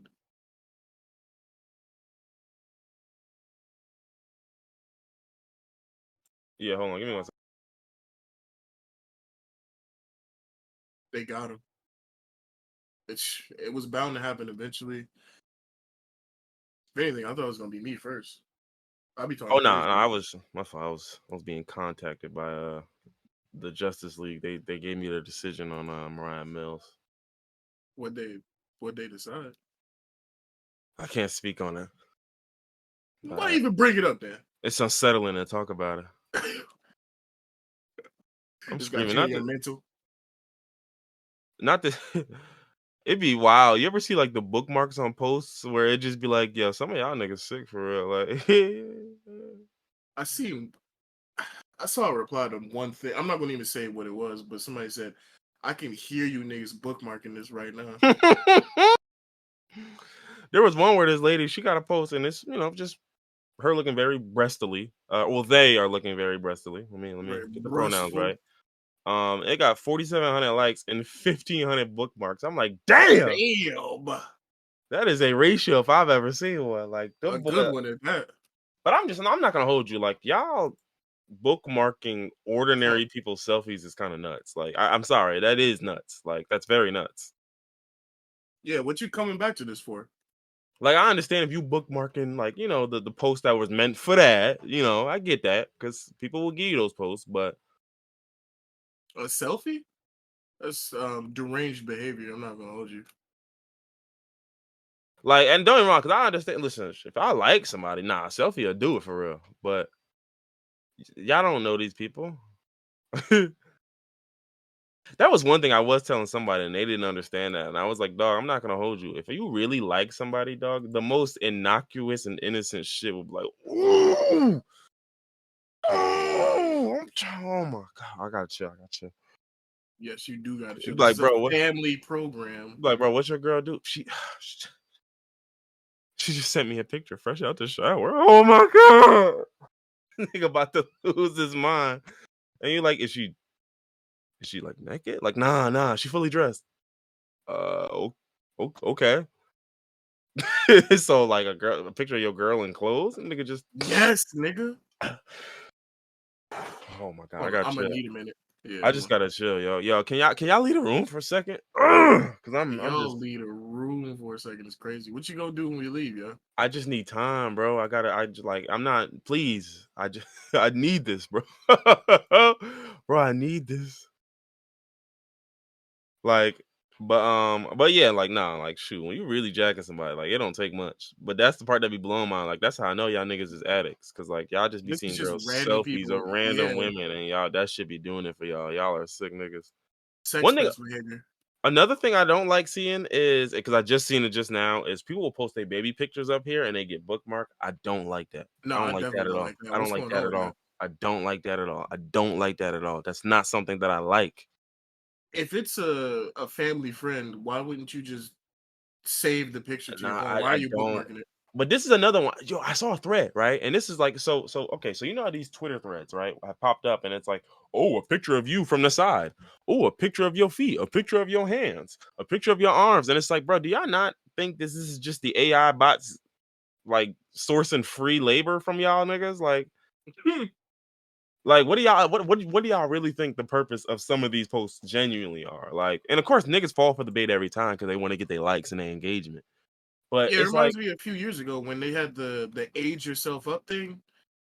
Like this is literally just face tracking software. They about to know what y'all look like in your 60s. Y'all not right, gonna. yeah, like all I really wanted was your before and after pic, but I don't care about the after. I just want your before. This is the easiest way to get your before though. Like, and it's just like because I seen one where they was like, oh, something about your kids. Like literally it was a thread just basically saying like post your kids, basically. And I'm like, why are y'all posting your kids in this? Yeah, that's crazy. Because Twitter user divine departure Dookie. Why?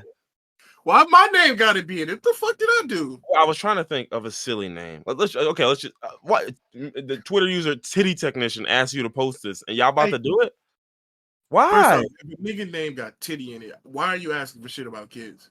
Talk Come about on, man. it. Talk about it. And also this AI stuff, it's reminding me. Remember when Apple first announced that you could set up your face scan to read your face with a mask? Yeah, no, That's literally just so they can identify you. It's y'all gotta stay woke. or maybe go back to sleep. I don't know. Pick one. Whatever's easiest, honestly. Just don't be For real, dumb. bro. Because yeah, like it's just like, bro, like I seen one. It was like, oh, your kids. I literally, and this is the nastiest thing because I did it myself. I went to this page and this woman, I could zoom in and see a school name on the shirt of her child. I looked the school up and found out where her child went to school, and I'm like, bro, I don't even care. I was just bored. I had 3 minutes to spare, so I said, fuck it. Minutes. Something middle school. Cool. Let me look it up. Typed it in real quick, couldn't find it at first, then added Maryland, right? Looked it up. Oh, there it goes. I can see what hours they got. I can see what classes they offer. I'm like, bro, this is sick, yo. Why are you giving us this information for free? Social media just got niggas in a chokehold. Anything for likes and engagements. Literally. Mm-mm-mm. I did find that video that white woman explaining herself, and she claimed she was doing investigative journalism, but then was parroting Nah, the come PR on, man. team's talking points. She even mentioned that there was a script that she was deviating from to address this, and I was like, so there is a script. So you were told to say something.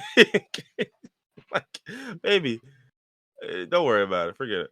I wonder why she deleted that video. I don't know if she deleted this other one, but So wait, this isn't the original video that she deleted. What? So this is she made multiple responses to this. I can send you the whole thread where it's got multiple videos in it. Nothing here is good. Uh, It's just L after L apparently. Huh. yeah, literally. Even the original video, her saying, "You guys know me. I'm an investigative journalist." I don't know you. Literally. Not that she said she asked a whole bunch of questions, right? Those questions in the video that you posted, or Well, she didn't give the answers to those questions. I wonder why. no, that's hilarious. How good of you in an investigative journalist are you if you're not getting the investigation done? the funniest part that really killed me was she was basically saying like, they have definitely not underpaid me and taken great care of me, and they pay their creators. And I was like, what are y'all creating? What? The, PR? what the fuck do creators have to do with the working conditions of the factories? No, but what she's telling you is, I don't give a fuck. As long as they Oh, pay me well. Oh, they're a good company. That's the sign. That's the sign of a good company. If they pay their creators and influencers well, oh yeah, yeah. That's the sign of a good country, a good company for sure, for sure. how does it keep getting worse? I don't. All right, what else we got? What else we got? We got quite a lot of shit on here, and we haven't even covered most of the shit. So let's jump to something that we can probably run through quick. The nigga playing Sokka in the live action movie for Avatar is not Native American. Wait, what? Wait, break Okay, live action. there's a white man named Ian Owsley playing Sokka in the live action Avatar movie. He is not. Oh, Yeah, fuck. yeah, yeah, yeah. It He took me a is second. not indigenous nor Native American, and the casting call called for that. So niggas went out of their way to make sure that the film had a good portrayal, and the And director. then a white man Nah. went out of his way. No, a white man went out of his way to enroll in a fake tribe to secure the role. Oh, oh yeah. So that makes me. Come on, dog. Did he Yeah. lie and say he was Native American, or did he just say "fuck it"? I'm gonna do it anyway as a I white man. I think he probably just showed up. Like he was he was confirmed to be part of some tribe. Hold on, let me see. Da-da-da, boo, boo, boo, boo, boo. Yeah, there was like a registrar, and eventually they were asking like, is he listed as a Cherokee Nation citizen? And they're like, no. And then they did another one. Hey, is he da da da? No. And they're like, so then we looked at their actual rules, and they're basically saying only individuals recognized as citizens of the Cherokee Nation, the Eastern Band of Cherokee Indians, and the United Kituwa Band of Cherokee Indians should claim a Cherokee identity as part of their professional or personal identity, because these are the three federally recognized Cherokee tribes. So is he gonna get let go from the project, or Probably not. Probably not not. surprising? Probably not. Yeah. So they have no record of him being in the part of the Southern Cherokee Nation of Kentucky. Um, da da da. They have no record of him being in the Eastern Band of Cherokee Indians. They checked with all three. Nope, not part of the United Kituwa Band of Cherokee Indians in Oklahoma tribal member neither. Not the Eastern Band neither. No nothing. So what I'm not getting is, if you're gonna go out of your way to put that you're looking specifically for Native Americans, but you're not even gonna stick to it, then what was the fucking point of even putting it out? To say I tried. That's the No, that's the white man special. What do you mean? you can't even say you tried No, because. no, I did. I can't say I tried. That's the white man special. I tried. I asked for it. You guys freaked the system, and well, what can you do? Well, But what can you do? do you have a picture of this guy so I can see, like, does he like look Native American or does he look white? No, he's fucking white. He probably just has So tan skin. they Like passed. So they passed on probably actual Native American people for the guy that looks white and said he was Native American. this guy does not look Native American at all. See, this is Hold the on. shit that pisses me off. Just I'll get you a screenshot in just a second. this is the shit to be blowing mind. Like, you might as well just not even ask. Don't even try to go for an accurate portrayal. Just post the white man you wanted to post. Just it's that simple. You're getting more backlash now for asking for Native Americans and And then picking a not even white man. bother. Yeah. You might as well just pick the white man. Just put out an open casting call for Ahsoka from Avatar. Damn, I wasn't supposed to look like that, but fuck it. I guess I'm sure he wanted these niggas, right? he's all of these niggas. It's just a Google search of him. Oh, okay. Nigga look like Taylor Lautner. Like, Mhm. but Yeah, yeah. So I don't really understand this, but I guess. go to hell. Yeah. Yeah, I don't know what's up with y'all, but yeah. To hell you go. What else? What else? What else? What else? What else is quick? Candace Owens saying Juneteenth is ghetto. Not sure why she said that, but go to hell as well. I mean, just because she hate niggas, I mean, she's a shill for the right. Yeah, Yeah. sure, sure. Let's see. I'll save the. Let's see. Well, that's money talk. That's also money talk. That's also money talk. Okay, so all right, we got three things that's not money talk. I'll save the money talk for the end. Um, do we want to talk about this gentle parenting thing? Uh, we can just lead it because I don't know. I didn't see what happened on Twitter Okay. or where it Gotcha, was. gotcha, gotcha. So there was a video of a child on Twitter who apparently was supposed to go to football practice, something like that, right? Mhm. And I guess the child didn't want to go and either couldn't voice that to his parents or did and they didn't give a fuck. And long story short, this kid slashes his parents' tires so they don't have to go to this football game. Oh, I did. I saw a video of this, but I saw it like a while ago. And so the reason how gentle parenting even came into this was because someone asked, like, okay, well, how do you deal with this as a gentle parent? And I was just like, I need y'all to get a fundamental understanding of what gentle parenting even means because Mhm. y'all seem to think it means just being a bitch. like If it's y'all not ass beatings, then what y'all be doing over there? if it's not ass beatings, then you basically just let your kid tell you suck his dick, right? Like, and it's just like, dog, okay, let me talk to you. There's four main elements that compose this parenting style: empathy, respect, understanding, and boundaries. Right? So here's my Also, whole thing. before we even get into it, because I know you're about to make a lot of sense. I feel like this video, you guys are asking, what does a gentle parent do? This wasn't a gentle parenting Yeah, I was just about situation. to This say is it. a Yeah, pattern of behavior that has led up to outlandish shit yeah, happening yeah, from bad parents. yeah, yeah. And actually, that was, you know what? Before I do start, that's the first point I should make. Right? Is that this is not the results of gentle parenting. This is the result of that rigid parenting where you do as I say, you do what the fuck I do, da da da, this and that. So it's kind of disingenuous to even posit the question as, well, what do you do here as a gentle parent? Because if you're really adhering to the benefits and tenets of gentle parent, you probably don't end up here. Yeah, you don't even get to that I'm not saying you situation. can't. I'm not saying it's impossible. I'm saying you likely don't end up here. So that's automatically the first get out of jail free card where it's like, well, nigga, no, I truthfully wouldn't end up here because my child would have voiced to me at some point they didn't want to do practice or they didn't want to play football or they didn't want to, because that's often what happens here, right? Parents enroll their kids in football because daddy played football and he loved to see his son play football. The son don't even like football like that. And guess what? He got to keep going because his daddy want him to keep going, or because his mama want him to keep going. How many times have we seen that? We've seen that with colleges. We've seen that with sports. We've seen that with like activities after school, extra. We see this all the time where parents Mhm. force shit on their kids. Kids don't want to do it, but a lot of kids they just suck it up and they deal with it. Some kids not gonna suck it up and deal with it. They'll find any and every excuse to get out of it. Like the Like example I slash think your of tires. exactly like that, which is extreme. But listen, we ain't going, is we? Like, the example I always give is I had one of my brothers, like my middle brother, there was a point in time where, like, he just wasn't off going to church no more.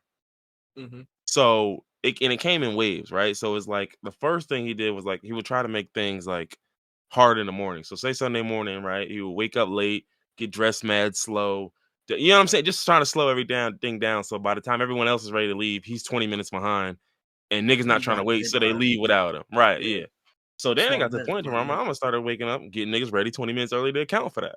Like, oh, okay, you think you're slick. All right. No, that's work. Don't trip. I'll wake up 20 minutes early. So when you do that, you right on time. Right. So then niggas had to adjust to that. So then it became it was just back and forth battle, right? Of my mom would make an adjustment, he would make the adjustment to the adjustment.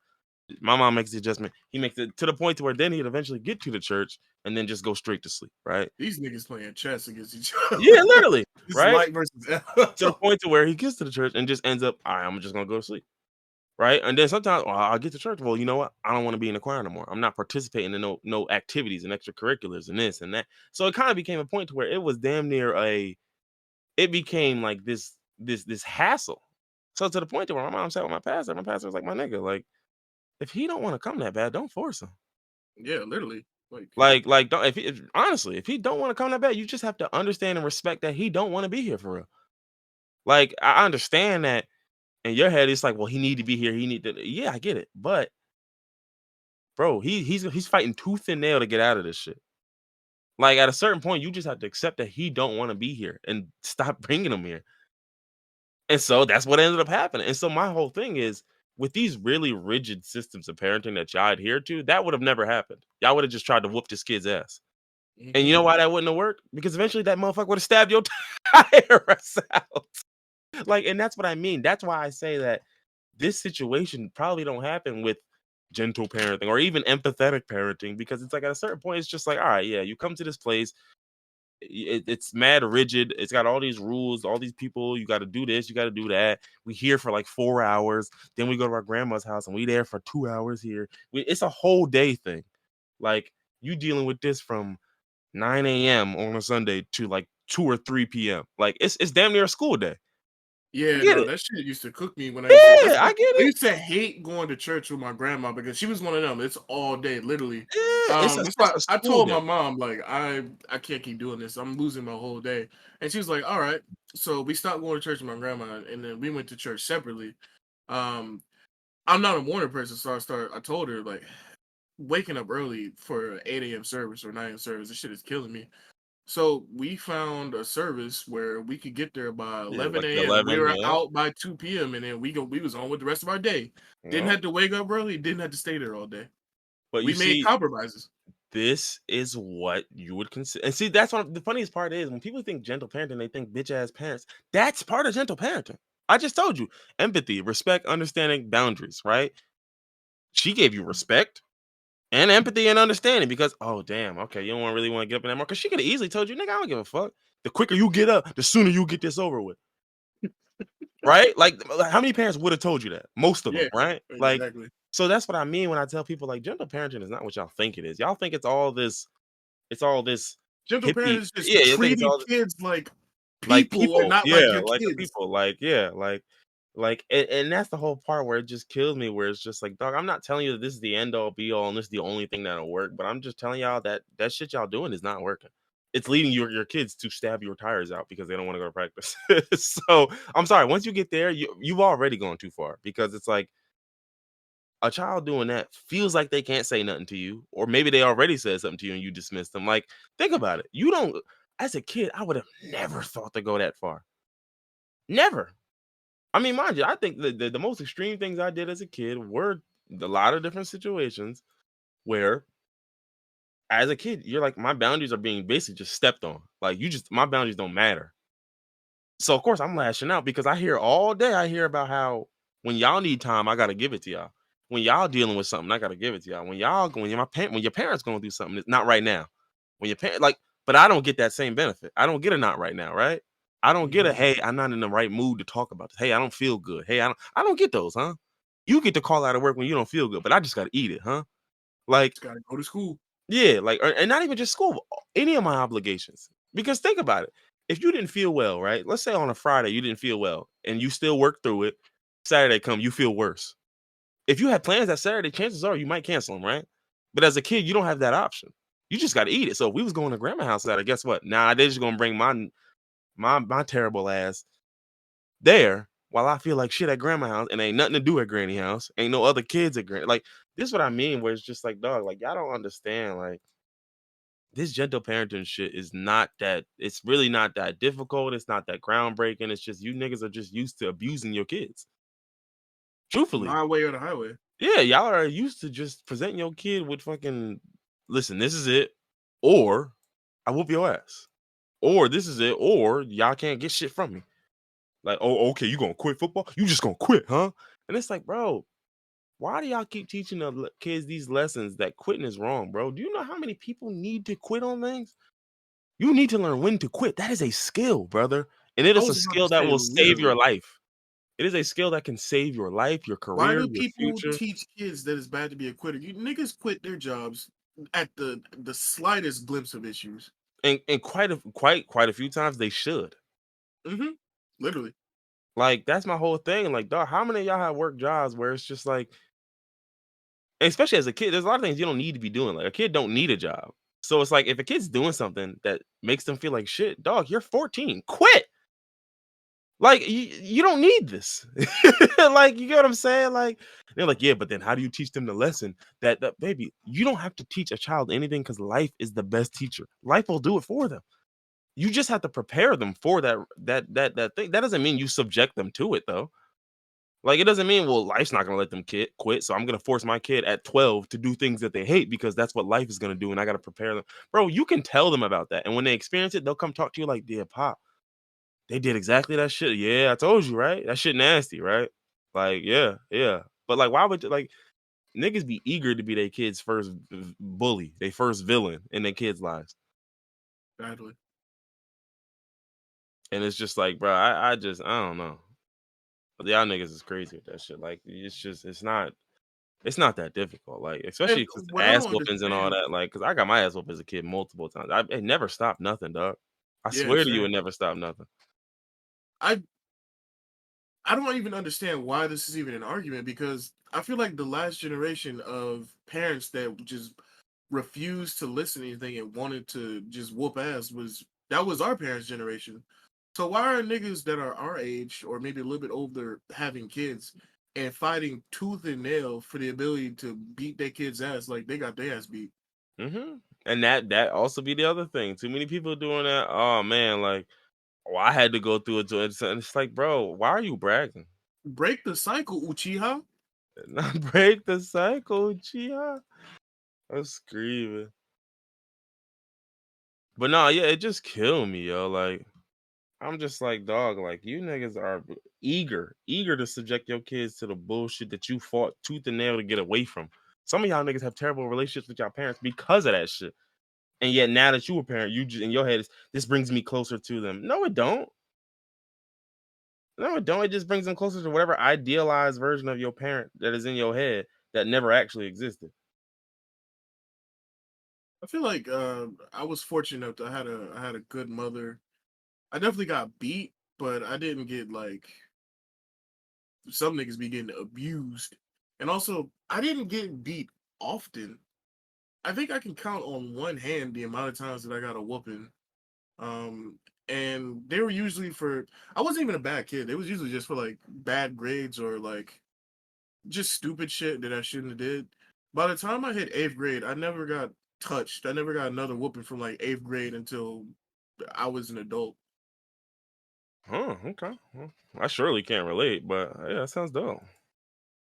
I I'm was getting sorry. my ass whooped. It's just I can't imagine getting a whooping in high school. Like I'm oh no, 15. I I'm didn't. basically an adult. Mine stopped. I think my last one was eighth grade. That was when I put my foot down. Like that was when I was Oh just yeah, like, so yeah. look, dog, like this shit has kind of come to an end. Like today. Niggas wasn't jacking that, but that shit came to an end that day. So it So is what you it had the is. same time zone. You had the same time frame I did. Eighth grade was about the end of it. Yeah, because I'm like, bro, ain't no way. Because I, in my eyes, as an eighth grader, I genuinely viewed high school as like life changing. Like I Yeah. genuinely was like, yo, once I become a freshman, it's a whole different world for them 4 years and then beyond. So I was like, bro, ain't no way I'll go into this new world. You still whooping my ass, bro. Fuck no. Ain't no way. That shit is over with. That shit is over with, baby. I mean, you're not wrong. It literally is a new world. Like you're on your way to becoming a functioning member of society. Yeah, I was just like, bro, I'm sorry, we not going for that. It's not happening. You'll never get that off again. And I remember my mom used to threaten me. She never, like I said, after eighth grade, she never whooped me. But she always used to threaten me, like, all right, you step on the line. Just because you're 6 foot now, you see that cast iron skillet over there? Yeah. All right. Now obviously it never came to that, but I always thought that was funny. Yeah, no, and that just be the thing where I'm just like, yeah, no, I'm sorry, but like y'all gotta really understand, like this shit is not it's not that difficult what y'all being asked to do. Y'all just simply don't want to do anything differently. Literally, yeah. And then that goes back to what I literally said earlier. The last generation of parents that wanted to beat their kids should have been our parents. So this whole can't teach an old dog new tricks thing should be over. So Yeah. why are y'all fighting so hard for the ability to whoop your kid's ass? I don't. Especially Why? when again, I'm trying to like take it from me as a nigga who was a child, bro. I'm here to tell you right now. I got my ass whooped more times than I can count, at least 50 times, and I'm not fucking exaggerating. What was you getting beat for? Anything, nigga.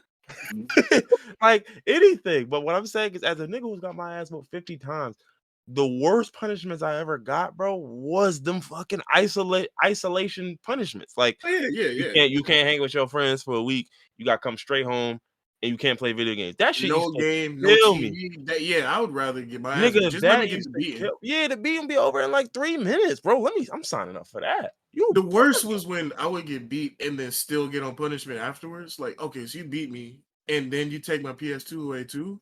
That's not fair. Yeah, nah, see, that would have me ready to shoot some. Oh, you ain't get those. I think I did a few times. I probably blocked those out of my memory for real. Nothing like getting your ass beat and then going to sit on your bed in the dark with no TV. Mm-hmm. But literally, no, the last time I was supposed to get my ass whooped, it was literally that. Like I skipped the detention and I was like, oh damn, I forgot. I came home and the nigga was like, all right, well, you know what to do. And I'm like, what you mean? I know what to do, nigga. Like, cause my dad had a little saying, like, I ain't gonna say it because it might trigger some of y'all, but he had a little saying for it, like when you knew when you was gonna get your ass beat, like it was like a sentence that you knew came all before it every time. It was like, all right, well, so and so, so and so, and then you're like, damn, I'm getting my ass beat for real. Damn. And so he said that, and I remember thinking like, nah, yeah, nah, not no more though. Not no more though. So and I threw my book back at this nigga and ran. And mind you, I don't even remember if Reef was here that day. But like I remember chilling with my niggas the whole day because I wasn't trying to go home. Because I was like, I already know what it is. And I was chilling with my niggas all day, da da da. And then one by one, my niggas, as it got close to like sunset, niggas had to head home. And I was thinking to myself, like, damn, I should just go to my boy crib. But I'm like, nah, I gotta go home. Fuck it. So I went home and I'm chilling. Then me and my parents are talking on the back deck and all of that. And we talking, da da da. And my dad's just doing this. My mom, my dad, and my dad's just doing a bunch of bullshit, like just doing all this tough guy shit. And I'm like, bro, my nigga, you can be as tough as you want. Understand, you won't beat me again. That's it. Like that's all I'm trying to get you to understand, dog. We will both die before that happens again. I promise you, bro. It's over for those. So come up with your little punishment. Get your little shit off. I know you mad because I sunned you, basically told you what you wasn't finna do or whatever. I guess that's sunning you. But like, I'm not going for it, bro. And then I forgot what happened, da da da, this and that. And he just started talking in a way where I was like, oh, okay, you're not coming up off of that shit, huh? All right. So I forgot what I said. I said something to him and he got real mad. And then he like stood up like he was about to like come put hands on me. So I just got up real quick, ran out the crib, and was gone. Just sprinted, just was running, running, running. And my mom pulled up beside me and was like, come on, get in the car, da da da. And I was like, Mom, I'm telling you, if I go home and that man try to put hands on me, I will kill everybody in this bitch. It's not gonna be good for nobody. That nigga will not get another shot to whoop my ass again. I'm here to tell you that today, bro. Like I was adamant, bro, because it was like towards the end of my 8th grade year. So it was like really like, bro, I'm 13, nigga. No, it's over with. It's finished. It's finito, nigga. Like, and I think all my brothers had this moment with my dad. Like my oldest brother, I mean, his moment was he spiked this nigga in the head with a BlackBerry. Um, God damn. yeah, but like everybody had their moment where it's like you had to break free from like that. Like I gotta show you, like, nah, nigga, like it's over with. Like find a new way to parent, nigga, because that shit is chopped. And I remember he did that whole thing, da da da, this and that. So I eventually ended up coming back. And I was on punishment for like it probably was like a month and a half. But remember, the school year was almost over, so it carried into the summer, Mm-hmm. and it carried into the That's summer, and hell. it was like, bro, it was like jail basically. It was like I'm in a room. Mm. Literally, my dad moved my brothers out of my room, like, cause I was in the room with one of my brothers because we had bunk beds. He moved one of my brothers out of the room, so it's just me in the room. Took the TV out, took the video games out. Wasn't nothing in that bitch. So Now, basically, if it was on the cusp of summer break, I might have had to take the ass whooping just so I wouldn't. I wasn't. But see, the thing was, I wasn't even You thinking wasn't about thinking that at about the that, moment. yeah. Yeah, You at the just moment, it was figured it's just like, bro, time to I'm just not end. going for The another. cycle ends now. Yeah, today, nigga. I don't care what else come with. I don't care what the blowback or the fallout is for this. I'm not having it. So And so was I you was you scooped up all summer, or did they no, let I you was have? cooped up for like a month and a half, but like this is starting with like maybe 2 weeks to go of school or 3 weeks to go. So it's like, dog, it was literally like a month of my summer was gone. Mm. And I remember on day like 2 or 3, I'm like, I should have let this nigga whoop my ass. Fuck. I was sick. I was sick. I'm so Oh no, serious. yeah, I I believe it. was sick Yeah, like 2, 3 days in. I was like, "This is ass, bro. I should have just got an ass whooping." Oh my god. Like, but the part that killed me though was because off of principle, I was like, "Why am I getting an ass whooping when there's already a punishment being handed out to me?" yeah. Detention was the punishment, nigga. You, And when you miss one, you got 2 now. So think about this. yeah, that literally don't make turn my sense. imagine if I was supposed to turn myself in to serve my time, right? And I'm supposed to do 6 months in jail or some shit, right? I don't show up to turn in. So when they do catch me, I got to do a year now. Now, why do I then got to get my ass whooped on top of that? That don't even add up to me, bro. I'm already getting double punished because now I got 2 detentions to sit for. And I didn't even want to sit for one. So now I got 2 of them bitches to sit for. And I get my ass whooped? Nah, I can't go for that. I can't go for that. Bro, it's no way. I can't go. That's like again, because to me, like I literally treat that as like, yeah, like I don't show up to my court date or something. So y'all come whoop my ass on the scene, bring me in, and then double my time. That's insane, bro. Like, what's insane, yeah? Y'all can't get that shit off. But literally, it was like 2, 3 days into, I was like, man, but it's like to me, that's the perfect example of like how, and I remember because I remember there was a specific thing my dad did later on where he came into the room one day, and I remember I was just literally sitting in my bed like on my knees, legs folded and shit, like just doing my homework on my bed. Or just filling out some packet because again, it's towards the end of the year, and this nigga just walks in and just looks at me from the doorway and then like leaves. So I'm like, okay, whatever. Like, so I'm doing my shit, doing my shit, and then I guess he comes back in. I didn't even notice. He comes back in. He's like already a step or 2 into the room. And I'm like, when the fuck you get here? And the nigga just punches me in my chest twice and then leave the room. Hello.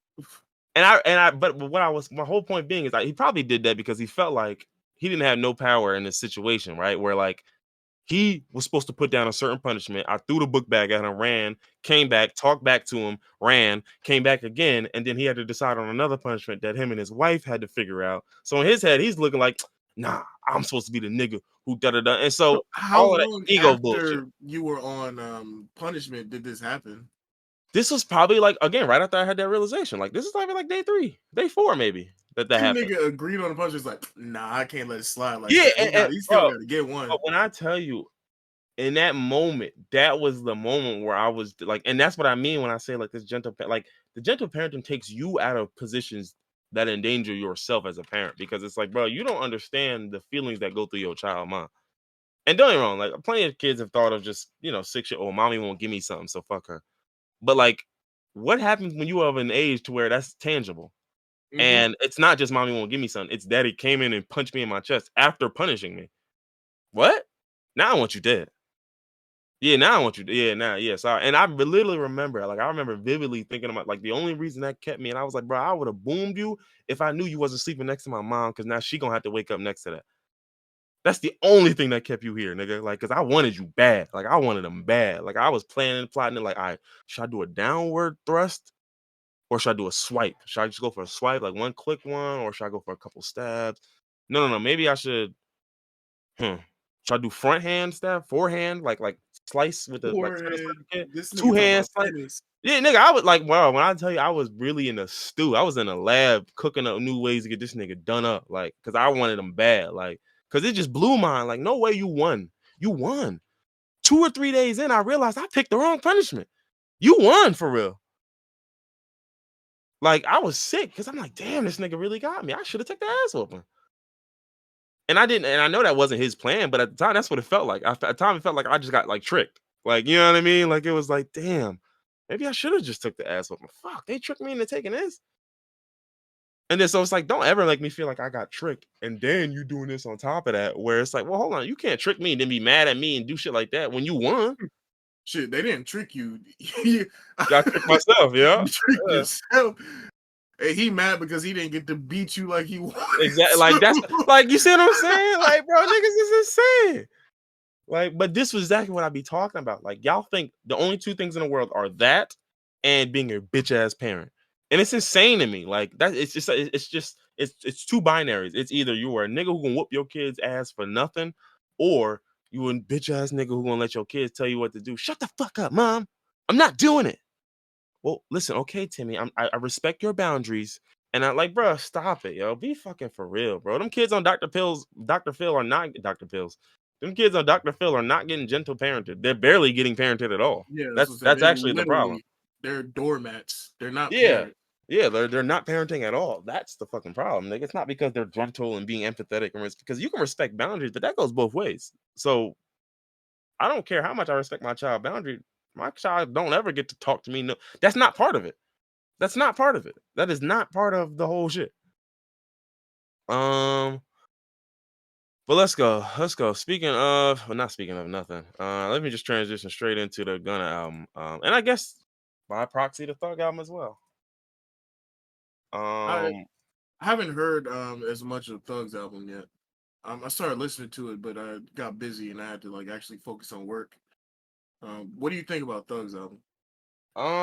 I didn't hear all of Thugs. I heard like I haven't heard all of either of these albums. So I've heard a little bit more of Gunna. I've heard like 6 or 7 songs off of Gunna shit. And off of Thugs, I've heard like maybe 3 or 4. So it's like I really haven't heard that much from either. I I don't know. I mean, I'm hearing a lot of consensus that Gunna's album is better, but to me, it's just like I think it's a bit too early for y'all to come to that conclusion. And I know. I Like I Mhm, said, I will say I've listened to Gunna's album multiple times just because I like it. Like I've listened to it all the way through multiple times. mhm. I would say, do you have the track list in front of you? How many songs is it? Like 14? Hold on, let me pull it up. Metro. It is. Don't ever show it to me like this. Fuck's sake. It is 15 songs. Okay, so that's one off. I don't know, it's 15 songs. I would say I really, really I like all the songs. I don't dislike any of them. But I'd say it's about 8 that I'll play on repeat without skipping. Um and I'm just like I said, I'm gonna have to listen to Thug's album to see which one I like better. So I can't say which one is better, but I will say that I've been re-listening to Gunna's since it came out. So it's definitely like that.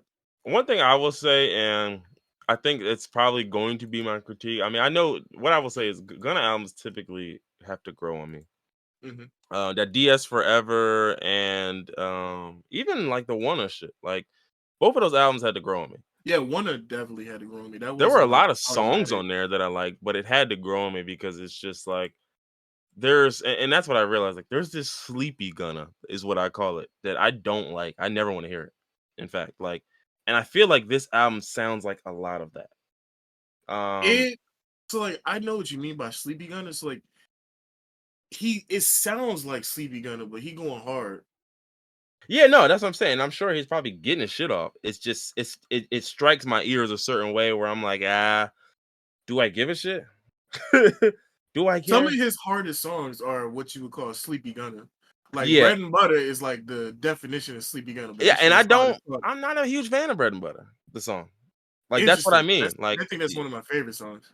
yeah, like that's exactly what I mean. Like a lot of these songs just sort of hit me different because again, and I think that speaks to just how I see Gunna's music and so on and so forth. Mhm. But so I know that like this is something like that's why like everyone else is making those conclusions. I'm like, bro, can y'all chill? Like, I need to hear the albums first. Like, especially when niggas was saying this like 25 minutes after Thug's album came out. Like, bro, you couldn't have even finished it. Yeah, like what? Niggas were saying after Thug's album came out, same day that Gunna's album was better. Literally, like niggas was saying this the Thug album came out at midnight. Niggas was saying this shit at like 12:30. Like, like, Niggas, why are like y'all brother, riding like this? It's brother, okay. you simply could not have known that yet. It's like a civil war in the rap community. Like you got to pick a side. It's either the No, that's rat exactly or what the niggas are nigga that doing. got ratted on. But I think a large part of that is what niggas did on the front end. Because they did so much of this, oh Gunna and Thug not fucking with Gunna no more and blah, blah, this and that. So now when they both drop and Thug don't mention Gunna at all, there's no Gunna features on Thug shit, and then you got Gunna doing his whole shit, then you know what I mean? It's this whole conversation, and now people are doing the whole thing where it's just like, well, since y'all don't ever pit these two niggas against each other, and then now we're in a situation where maybe you lost that argument where we pit each other against you know what I mean? Like, and now you want to call off the dogs? Like, okay, why are we even doing comparisons? No, no, no, no. You had no problem doing it. when it was just a snitch, right? When I was just a Mhm. snitch, it was getting my shit up. But now that maybe my shit might be better than yours, now it's time to call the fight off, right? So niggas is like, nah, I ain't going for it. So I I mean, then understand it from again, that perspective. we're talking.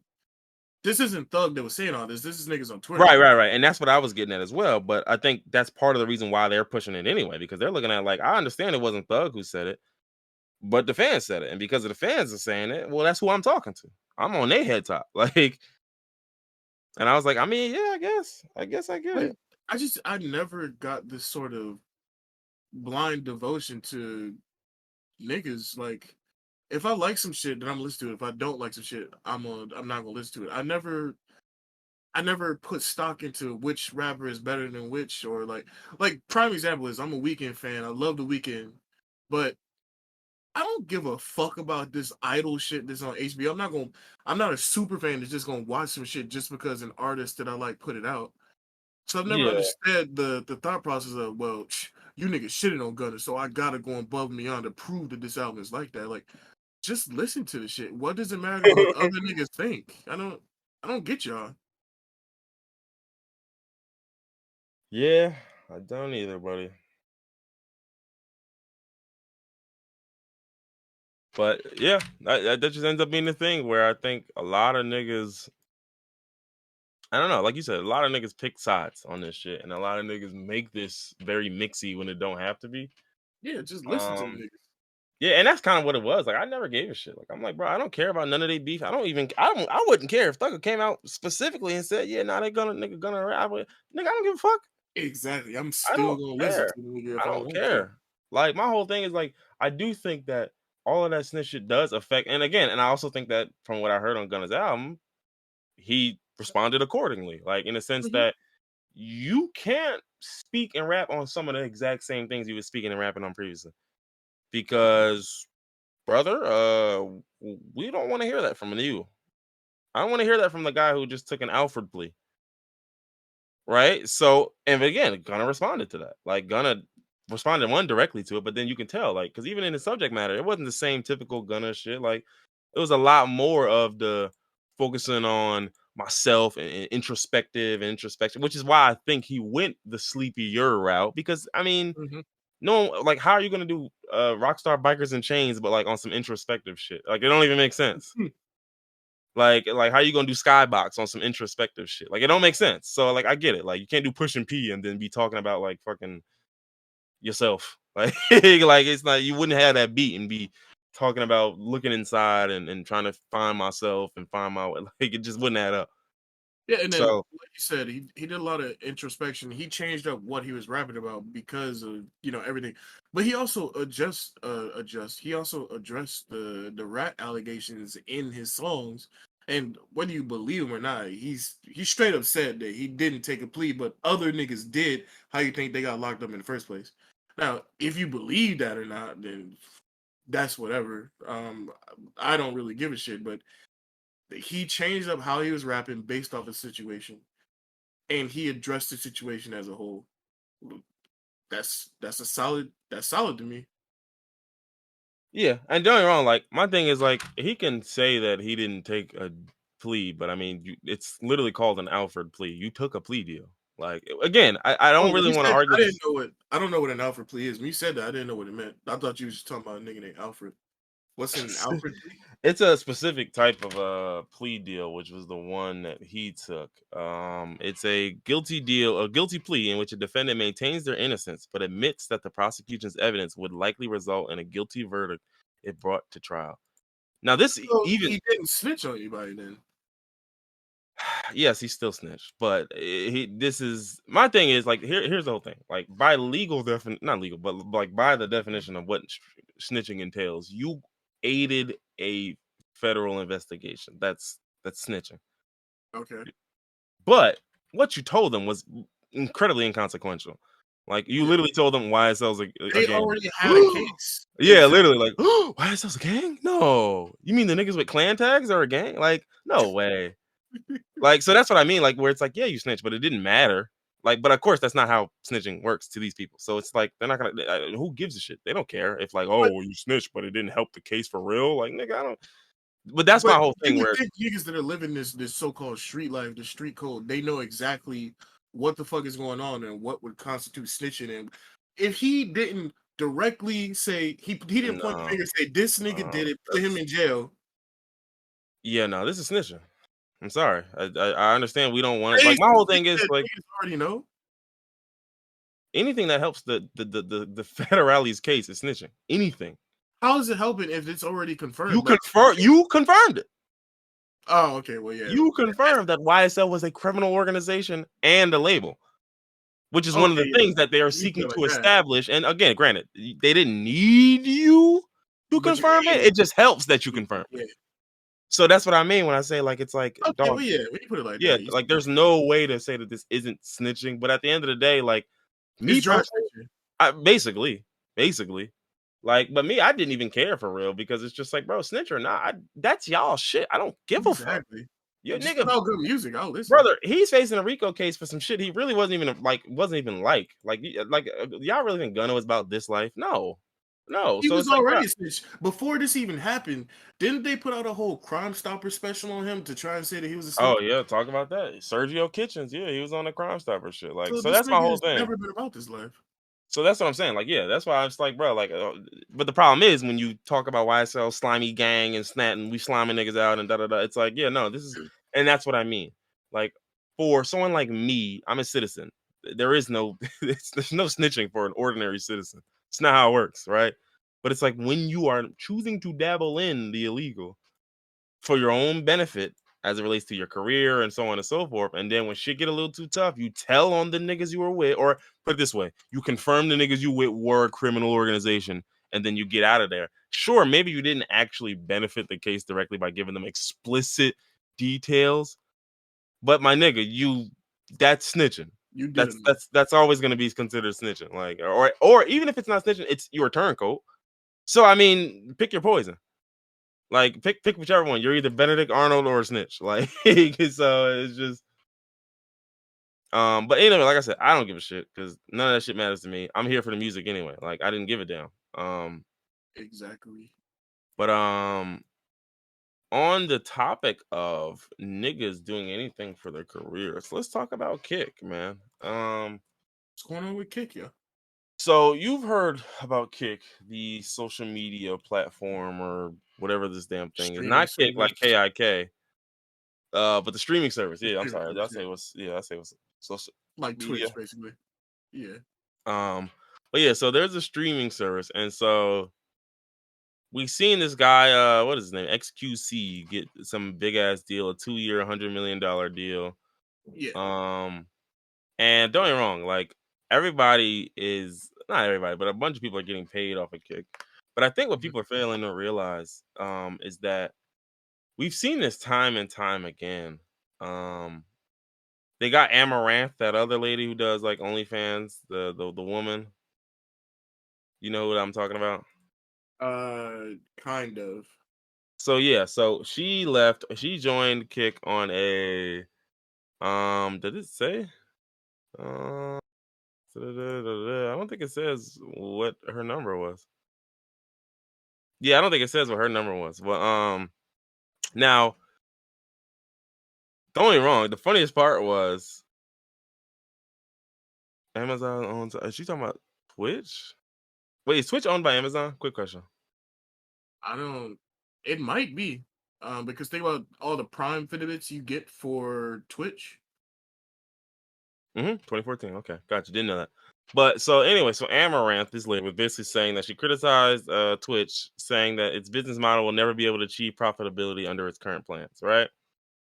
And so it's rich, but it's also very telling when people say this and then go to another platform that also will never be able to achieve profitability under its current plans. Because Kick, again, with these deals, this is just money laundering. This is going Mhm. to be great for a year, 2 years, 3 years, 4 years, but then the bottom's going to drop out. So it's like, get your deals now. It's well, everybody's leaving Twitch specifically because Twitch changed. If anything, she's saying Twitch won't be profitable because of their business. Twitch has literally been going heavy on changing up what they paid the actual streamer so that Twitch gets the most amount of money possible. So like if anything, They're trying to become more profitable because they're taking more from the streamer.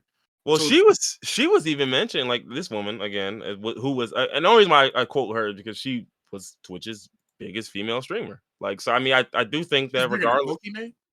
Mhm. Damn. She was Twitch's most popular female streamer of 2022. Oh, okay. But she's saying even that, like, Twitch's sin isn't trying to squeeze their creators; it's making a business model that doesn't succeed. Well then, if you're okay, so that just scraps everything I just said. Then what you said applies. Kick is doing all these Rumble, Kick, they're all doing the same exact shit. Hmm. But a lot of it, and I think the real other issue that I'm having is that the part that people are falling for is that look who's clamoring to go to Kick. The It's the nigga that's gonna rejects get a who hundred keep million getting no, dollars. no, not even that. It's the rejects who keep getting fucking banned from Twitch. Now, some of it is for shitty reasons. Like, we know the Twitch algorithm will ban you for some dumb shit sometimes, and some of it is for real shit, Does right? Amaranth be getting banned from Twitch? I Six don't times. know.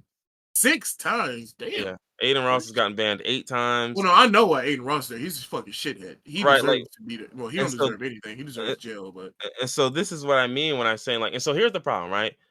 Everyone's going to this Kick website, which is a website that has no moderation, right? They let people speak freely and do all that. Like, y'all have to understand and think about where this is gonna go. Like, because you can't have any website on the internet in 2023 without moderation. I'm here to tell you that right now.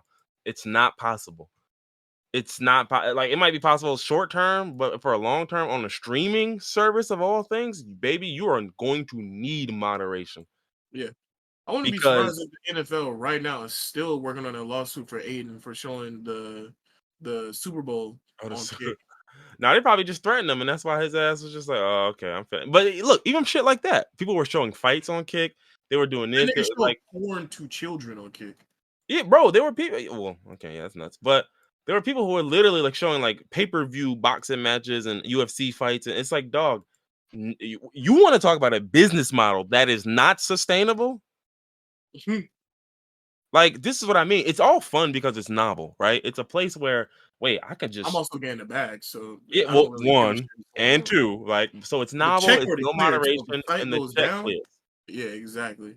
So that, but that's my thing where I'm just like, dog, like, this is not meant for any long term. Like, this is a cash grab. So don't get me wrong, XQC, he might end up the only nigga who actually sees this XQC, money. I I'm was not gonna gonna say hold you. XQC is probably the only nigga out of the Yeah, list of niggas that went to Twitch. I mean to Kick that actually like he. I don't think he's been banned. He's a he's been streamer that banned. just for what I've seen this nigga streams. He don't do shit. What has he been banned for? Hold on, I'll tell you how many times He he's don't been. talk about controversial shit like Aiden. He don't fucking threaten people and say shit like I'm not gonna say what he said. He just said some straight up crazy shit about trans people To and all mention, this stuff. XQC's deal lets him Twitch on other platforms, or Twitch stream on other platforms too, which I thought He was got interesting. the best deal imaginable, That's what man. I'm saying. Like, I think again with these types of things, I think that one, you have to very strongly look at who's going where, right? These are the biggest of the big. I think people are failing to realize. Like, perfect example is, I think Kick was, there was some rumors that they were going to have this model to where, like, if you had, they were going to pay you per viewer. So even if you had 3 viewers, you'd get paid. And I was just like, dog, y'all Sounds can't honestly believe that that's some shit that they would ever fucking happen. no What are fucking way. y'all like? Y'all can't believe these things. Dog, do you understand that that you can start a stream today? We can get all the niggas we know to sit in the chat and no, bro, no, that's not real. Because then we could all just do this ad nauseum back and forth, and everybody get a bag, and we'd all split it and bust it down the middle between each other. Like, no, it doesn't make any fucking sense. Not We're to talking mention about that models that don't work. one of the niggas that made Kick is a streamer named Trainwreck. I don't know if you know who he is, but this nigga No, is he's a streamer that made his he's basically he just gambles. He just gambles. He be on the gambling sites. mm, So you've heard about these controversies like Aiden was showing a gambling site pushing into his audience. Trainwrecks was doing that before Aiden was. And he's one of mm, the niggas that started Kick because he got kicked off of Twitch for gambling. yeah. So that lets you know the type. First of all, I don't even know how these niggas got funding. Honestly, how can they offer niggas hundreds of millions of dollars? Well, you have to understand. I'm I'm just drumming up support. Because here's the other thing, right? Like Kick is allegedly going to be offering a 95% revenue split directly to streamers. That's not real. I'm here to tell y'all Yeah, this. that's I'm not. so sorry if y'all don't know this. That's not fucking real. That might exist for a few of you niggas or for a few months, and they're going to change this. So that's my Well, whole thing. they said I that get when Kick first got announced, but is that even the case anymore? Did they go back on that yet, or is it still what they're offering? no one knows because they haven't fully coming out with the whole shit yet, have they? Mm, well, that's crazy. Like, and that's my whole thing. Like, because my whole point is, um, it just like it just names to me. It just blows mine because it's just like I don't think y'all understand. This is a grab to get y'all all in, and once I got all y'all here signed on contracts, then I change anything I want, and you are subject to the whims of this contract. Because that's what people fail to realize, bro. I can write this contract all I want, but I'm a burgeoning social media platform. I'm going to change a bunch of shit. Hmm. I'm gonna change a bunch of shit. Not to mention, well, the funniest thing is that XQC almost immediately got banned from Kick. How do you even get banned on Kick? If Aiden Ross didn't get banned for showing porn to kids or for showing the Oh, Super he Bowl, streamed The Dark Knight. I guess they learned from that nigga showing the Super Bowl. That Yeah, and nigga they was said, testing the no rules thing immediately. He streamed the Dark Knight. This fucking bro, what are yeah. you doing? And so literally an hour into it, they realized what he was doing and basically requested him to stop what he was doing, delete the VOD stream and all of that. And they was like, yeah, baby, this is a DMCA violation. Like, um, That's kind of funny. I'm not gonna hold you. yeah. And so this is what I'm saying. Like these niggas will never find where they because they're fucking doofs. They do doofy shit. Like you think DMCA rules change because you're on a different platform, baby? Them fucking rules are universal, dog. You could be in an island in the fucking Bahamas and them rules still apply. Like nigga, you can't get out of that shit. Hmm. So I mean, listen, like sure, we'll see what happens. But again, this kick shit, I to me, this is just money laundering, in my opinion. Like this is just an excuse for you to throw money at people, get people here, bring more money in, do this, do that, and then it's just gonna be great, and then it's gonna all collapse because it's not real. Hmm. So best of luck, fellas. That's the fucking luck I and wouldn't say ladies. best of luck because I'm hoping a lot of you niggas fail, especially Aiden. Dog, I don't have to Um, hope. I don't have to hope. when I say fail, I mean I want this nigga broken homeless in jail, Oh well, not keep just hoping. off a streaming platform. Oh, and then XQC then streamed Breaking Bad on Kick days after the Dark Knight stream. You see what I'm He's saying? just doing shit. He's doing this on purpose, Yeah, you obviously. see what I'm saying? That's the problem. All these niggas are edge lords, so that's why Twitch is not working for you because you fucking idiots keep getting banned. You idiots keep getting banned because you don't belong anywhere. Like you don't fucking belong anywhere. Let's see. What else we got? Russell Simmons. Okay, well, Russell. I'll Uh, go over this real quick. So long mm. story short, Russell Simmons is getting into it with Kimura. I'm sure there's more background here that I was about to I'm say, not. do you know the details of anything? I don't So know what it what. was on Father's Day, Hmm. he was getting boomed on by Kimura Lee Simmons and his daughter Aoki Hmm. or Aoki Lee, and pretty much Kimura was pretty much saying like there was a lot of verbal abuse. He was doing a lot of fucked up to her shit to her, da da da, this and that. I saw the video she posted. A nigga just going off on mute. Yeah, and so what happened though was one of the daughters, who wasn't Aoki, the other one, publicly recognized her mother on Father's Day instead of Russell Simmons. Okay, So he wasn't feeling that. And then apparently he shared some shady posts on his story. One was a sign I read: "Stop telling fathers they should have fought harder to see their children, and start asking mothers why he had to fight it off." Okay. And then another one said, "The father you have is the perfect father for the evolution of your soul and the lessons that you need to learn in this lifetime." Disagree, but okay. brother, shut up. But it's also funny, like you can't convince me you're a billionaire and you have to fight to see your kids. Shut the fuck up. I hate you niggas, bro. It's always an excuse with you deadbeats. Every fucking time. I don't want to hear Russell it no Simmons more. is a billionaire. Nigga, is he? Well, actually, the rumors are he's broke, but His net worth is up there. Well, no, his net worth is 340 million. Sorry, but rumors are he's broke, which is bullshit to me. But If your net worth um, is anywhere in the millions, how the fuck could you possibly be broke? so then anyway, the younger daughter, because Ming is the older one, Aoki then fires back, and she's pretty much just like, yeah, no, that nigga has been awful to me for years. She shared a screenshot of text messages in which she told her dad that talking to him was giving her panic attacks. Da da da. I cannot have a relationship with you. No one stops me from talking to you. My health and my sanity does. I have to put that first. Then she Mhm. claims Russell was cursing at her with anger and rage over a legal dispute he had with a mother. And she's like, I'm your child, not your lawyer, and not your ex-wife, not any of that. I can't do anything. Yet you yell at me like I have anything to do with it. And then she shared a FaceTime call in which he looked irate. You couldn't hear nothing, but he was like throwing his hands around, going crazy, da da da, and all this other shit, right? That's the shit that I saw. Okay. Uh-huh.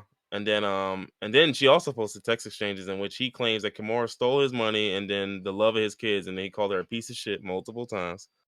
And basically it's like my father is not well. He hasn't been for years. He needs help, won't accept that. He refuses to acknowledge this. He's threatened and bullied my sister, my grandmother. He's harassed my grandmother in the middle of the night, sent a man to my sister's apartment to scare her. He lashes out at anyone who speaks badly about him. Da da da, all this other shit, right? And then To me, Kimura it finally sounds chimes like he is broke, and that nigga's just going crazy. And then Komora finally chimes in and is like, I'm so sorry to have to do this. But this man has been threatening my kids' lives. I'm hearing so much more now. We won't be bullied or threatened or afraid. No one should have to live like this. No one's child. It's abuse. It's not okay. None of this is okay. Da da da. And then yeah, so that was that whole thing. And then my whole thing is like, I'm like, dog, like none of this is shocking to me because apparently this was 2017 or 2021, sorry. Russell sued Kimura and her former husband, who was an investment banker, for fraud and alleged that they stole millions of worth of stock without permission. She then publicly accused Russell of extortive harassment and serial abuse due to the lawsuit. His claim was ultimately dismissed, and after a year of contention, a judge ruled Russell had to pay over $100,000 to cover her legal fees. I don't know. Sounds like you kind of lost that one, buddy. Mm-hmm. Because I feel like if there was fraud, you would have been able to prove that. In a court No, of law, yeah, you want to think, right? no. Now, funny enough, funny fucking enough, that was in 2017. No, 20, what did you just say? 2021. Fast forward to 2023. There's a reason why that guy is her former husband. Because in 2023, this is from the Office of Public Affairs from the United States Department of Justice. You know where I'm going with this. Oh man. Uh, defendant conspired to violate the Foreign Corrupt Practices Act and commit money laundering in connection with a scheme. So, this man was sentenced to 10 years in prison in 2023 for his role in a multi-billion-dollar bribery and money laundering scheme involving Malaysia's state-owned investment and development fund. Wait, this is Roger. This isn't the same fucking guy. What are we talking about? Hold on. Let me see. Let me see. Oh, yes, it is. Hold on. Where's his name is somewhere in here. As part of the scheme, the guy and his co-conspirators, including Tim Leisner, the guy we just mentioned, Mm-hmm. conspired to and did pay more than $1 billion in bribes to 12 government officials in Malaysia and the UAE to obtain and retain lucrative business for Goldman Sachs, including bond deals. They also conspired and did launder the proceeds of their criminal conduct through the U.S. financial systems, including this is funny, including funding major Hollywood films such as The Wolf of Wall Street. Hey, yeah, come That's on, man. that's too on the nose. That's You're a little making this too on up. the No, I nose. was gonna say you're making this No, shit I up. swear to you, this is a little too on the nose, though. It's a little too on the nose. And purchasing, among other things, a $51 million Basquiat painting, $23 million diamond necklace, millions of dollars in Hermes handbags, and luxury real estate in Manhattan. So, while they did not find that this guy was stealing from Russell, they sure did find that he was stealing. Yeah. They sure did find that. I will tell you that. Look, mama, I'm a criminal. But he pled guilty in 2018. That was right after the Russell case. That's insane. Nigga, like, bro, I Maybe if never Russell stole. waited a little bit, he could have got on Hey, he that could have shit got like yeah, the word. class action lawsuit. Niggas like, bro, I ain't still shit from you, bitch ass nigga. Fuck out of here. The case got dismissed, and days later, that nigga was in cuffs. I'm about to start. I'm about to steal. I think I'm about to steal. Like, but yeah, the part that blew me about the Russell shit is I'm like, bro, I know you're a shitbag. I've seen too much from you that Oh shows me yeah. you're a shitbag. Maybe they Oh, did steal your shit. Quite frankly, I'm I'm unpopular hoping, opinion. glad they did. When you aren't a good person, I don't care what people steal from you. That's the You're not a thing. good person. I don't care what anybody does anything That's to you. that's that's the thing, buddy. First off, you will pay for your crimes for them fucking rush cards. Let's get that. Let's get that What? straight, Were the rush cars that bad? They were bro. was Them rush rush cars cards, scamming people? bro. Yes, yo, the ARP and the fucking the taxes on them bitches, yo, they used to be spanking niggas. Oh nah, yeah, get him out of here. They used to be spanking. Hold on, I'm reading an article on this bitch right now. Hold on. Yeah, telling people that this shit helps you build credit and all of that. That shit was whooping niggas. I remember seeing commercials for the rush cars too. This is a sick Negro scamming your own people. Hmm. Literally, like this was where was this? This is 2015. Yeah, he faced mad scrutiny because the cards just stopped working earlier this month. No fucking way. How's the According car just stop work? Oh according no. to a class action lawsuit, right? They're mostly used by poor and working class Americans who don't have traditional bank accounts. Many of those cardholders who tend to be African American, they charge people every time they swipe. How you Uh-huh. Hold on, hold on, hold on. Yeah. Yeah, burning hold the on. lowest part of hell? The pits. Yeah, you know what's funny? Kim Kardashian had a prepaid card business too. And then she terminated her relationship with the company after the Kentucky or Connecticut Attorney General wrote a letter questioning the legality of the card's pernicious and predatory fees. So any But celebrity endorsed card is just yeah, a scam. essentially. It's what But a it lot of seems. critics pretty much argue that the Rush card was the worst one of them all. Right? Of course, the nigga one is the worst one, huh? Racism? I think so. Yeah, and so the worst part was they were paying up to $1 a swipe and anywhere from 50 cents to $1 just for a balance inquiry. So they're What? talking about for a typical worker, we're talking a minimum of a few $100 a year in fees. No, this is crazy.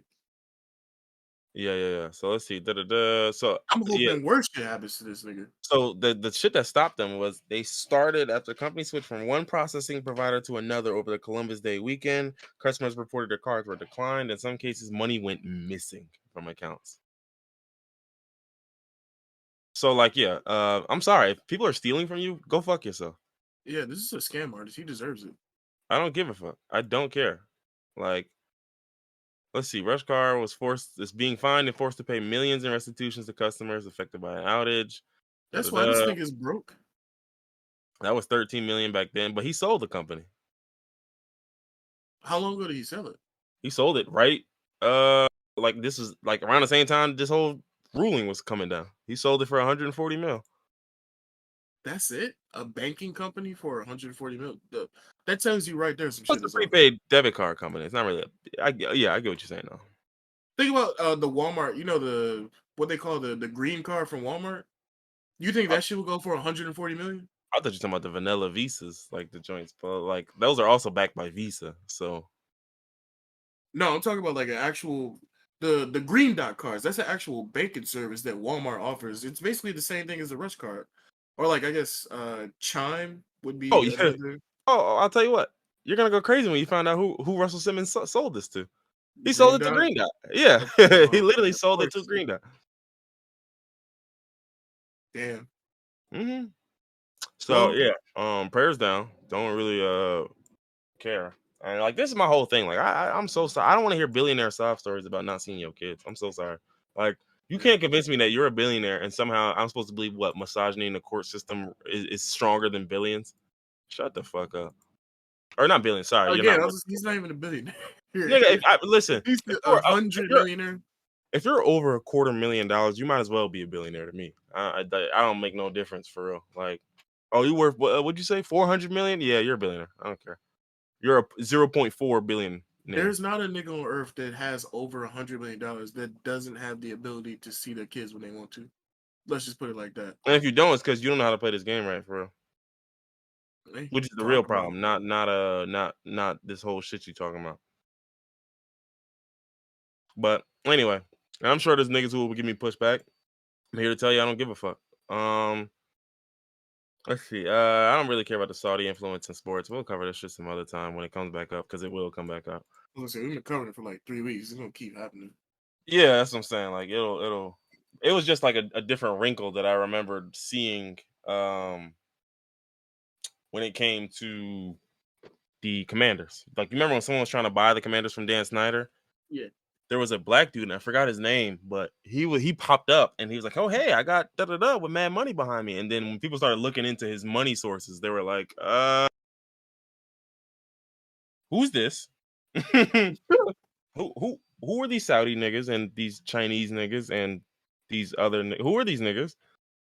And I was crying because I remember it was a black dude, so a lot of people were just like, "Whoa, like, so you didn't look into nobody else's money, but you looked into." It's like, okay, here's the thing: the other people who made offers, they're billionaires. I'm not going to look into a billionaire's money for $1 billion offering.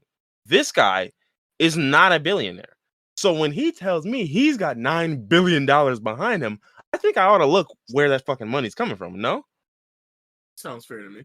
like if J. Cole just came up and like J. Cole bought the Hornets, correct? Right now, imagine J. Cole's leading an entire purchasing group. Like, there's $8 billion from a bunch of people in this group, and J. Cole's like, "Hey, look, we got 8 billion. We ready to buy it, baby." I'm looking all through that shit because I know J. Cole don't got 8 billion. So where your money coming from?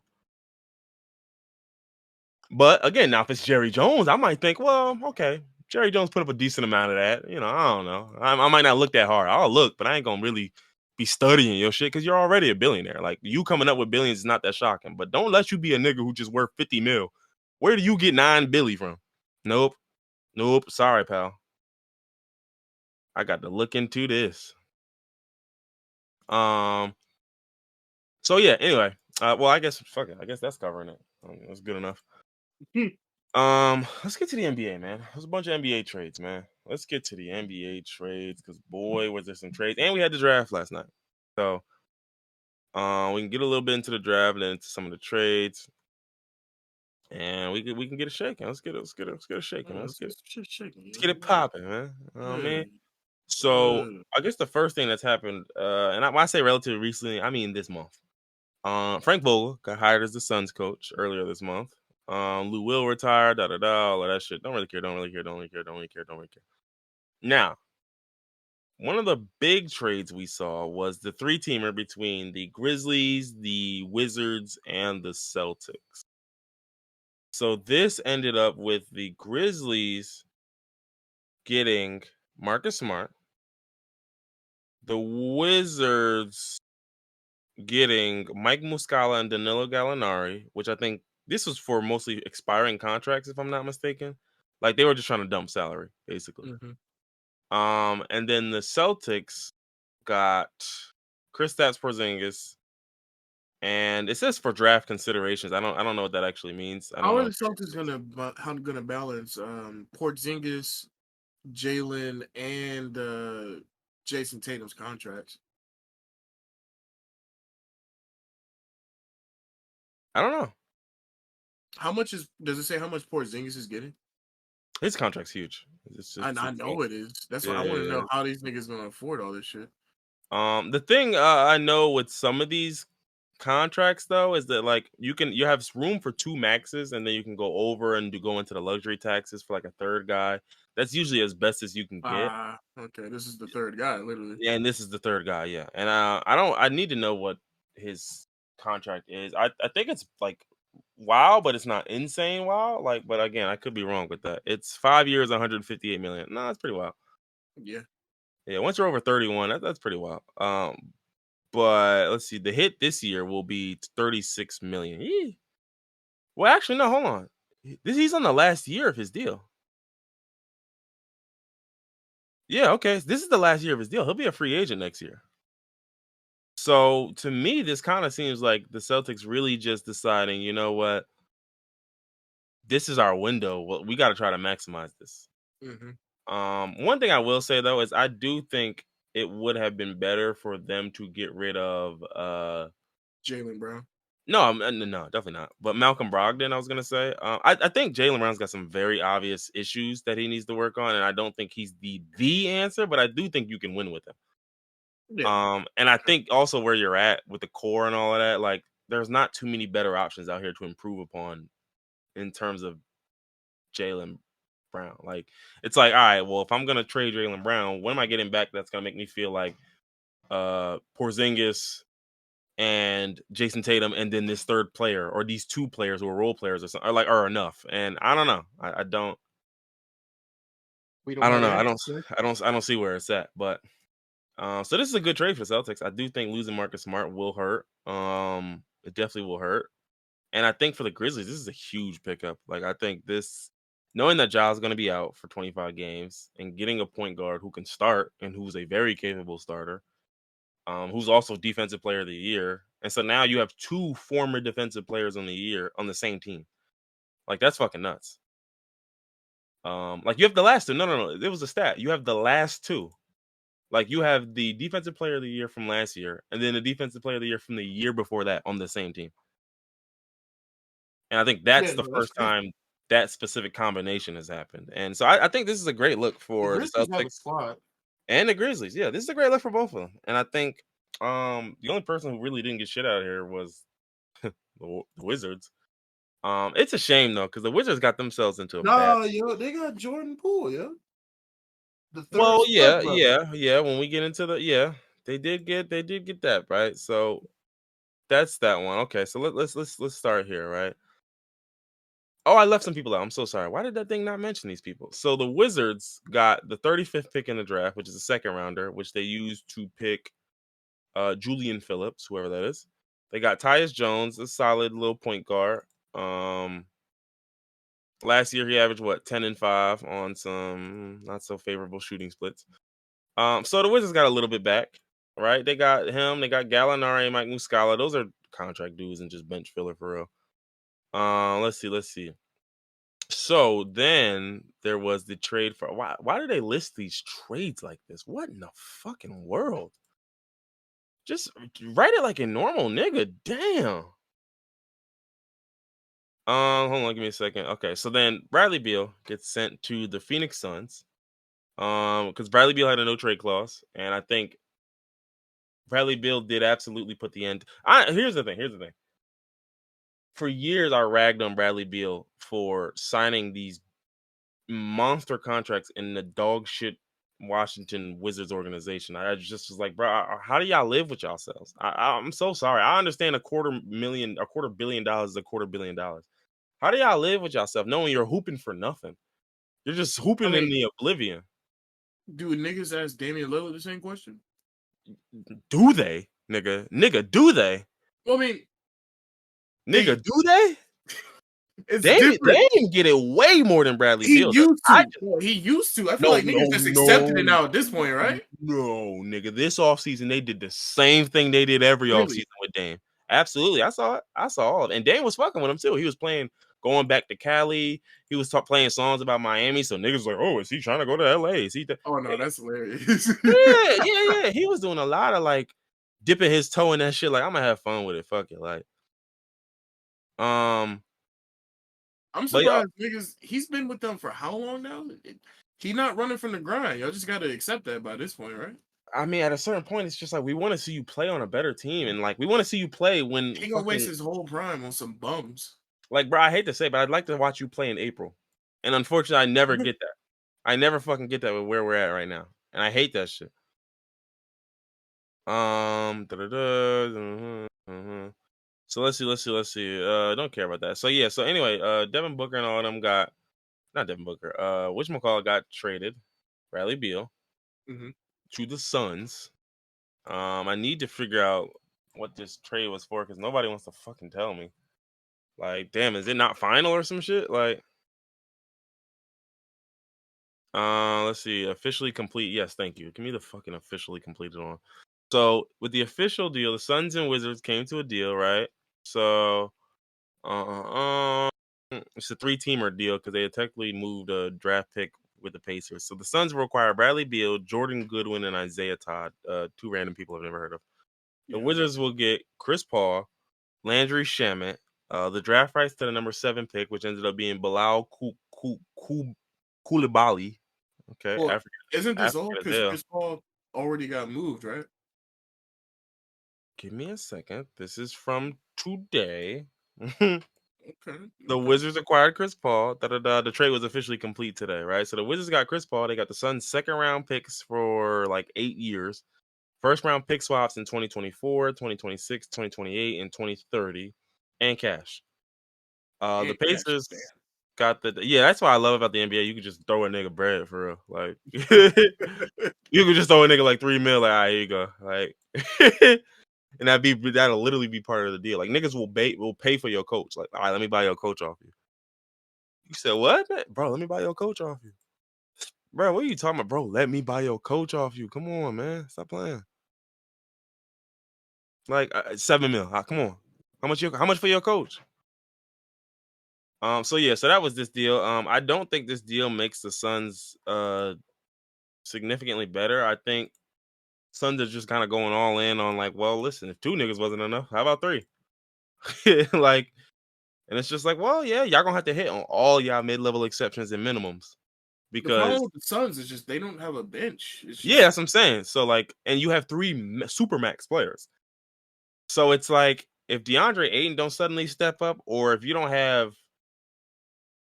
hit on all your minimum and mid-level exceptions, dog, you're not gonna have anybody to hoop for you. You're gonna need 30 every game from all three. And you're not gonna get that. I'm here to tell you now, you're not gonna get that. So like you were saying, to keep going, there was already a Jordan Poole trade being done.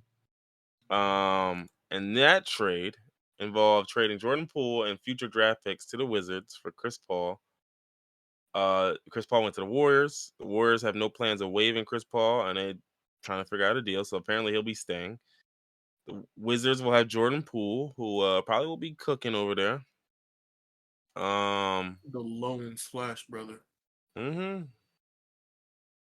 So I don't know. We'll see. We will see. This ought to be interesting. I think for the Wizards, it's not a Wizards. For the Warriors, this is not a great pickup. Um, but I think it gives you more consistency than Jordan Poole would. So Oh yeah, there's that. by far, yeah. Which also is contingent on Chris Paul actually fucking playing. But again, we gotta see. But I definitely think this gives you more consistency because even if Chris Paul is just like a 13-7 or 13-8 guy, okay, I know you'll give me my 13-8. Whereas with Jordan Poole, his average might say 20 points, 5 assists. But like on any given night, that nigga can give you 45 points, or he can give you 12, or he can give you 3. Yeah, and it's hard to plan around that. Yeah, and it's And, just like, bro, if you're averaging 20 and 5 and then you show up and give me 8 points with no assists, what the fuck do I do with that? What do I do with that? Because now you're not scoring, you're not rebounded, you're not assisting, you're shooting like shit, you making crackhead plays.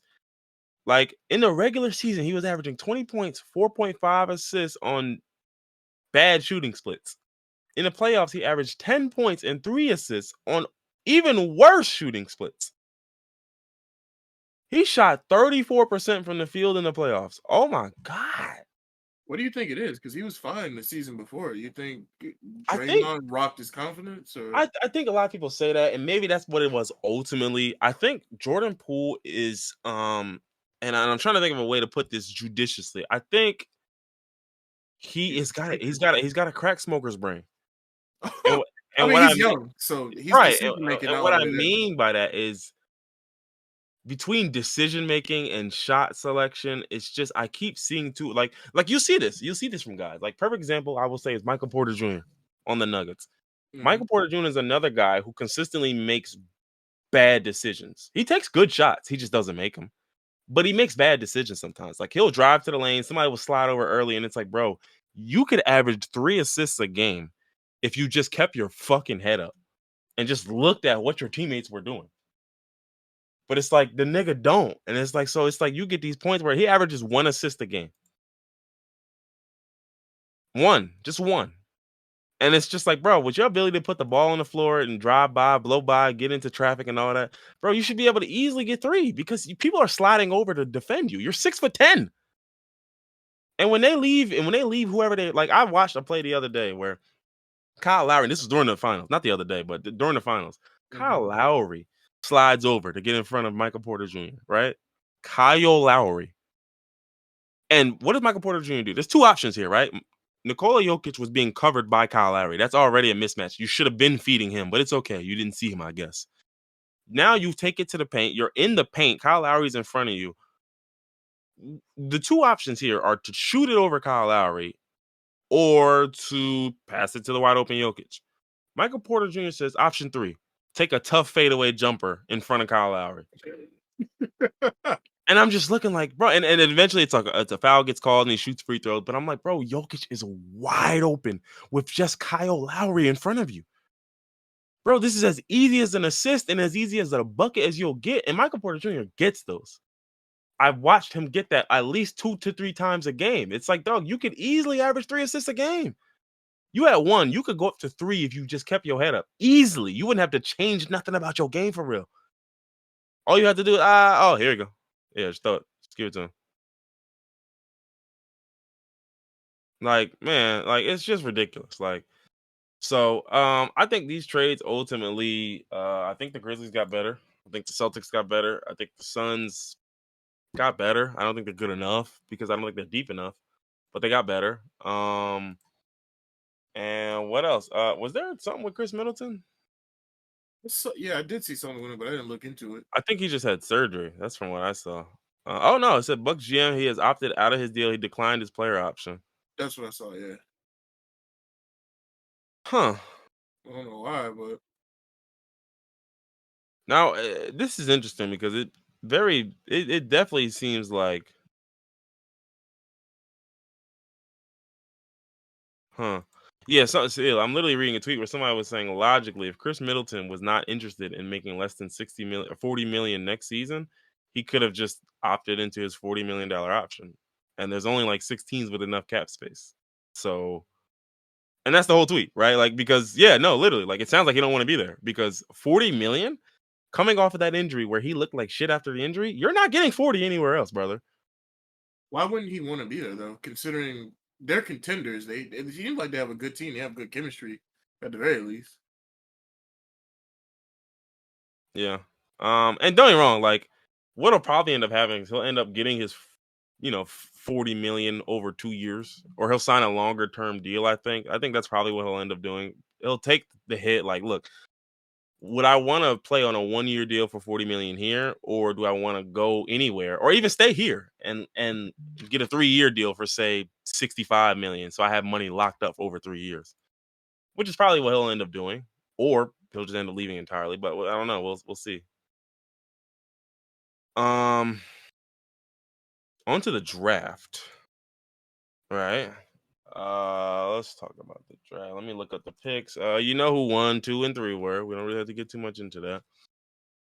1 was Mr. Wamba Yamba. Mm-hmm. Nigga 8'7". Number 2 was Brandon Miller, guy from Alabama. 3 was Scoot Henderson. 4 and 5 were the Thompson twins.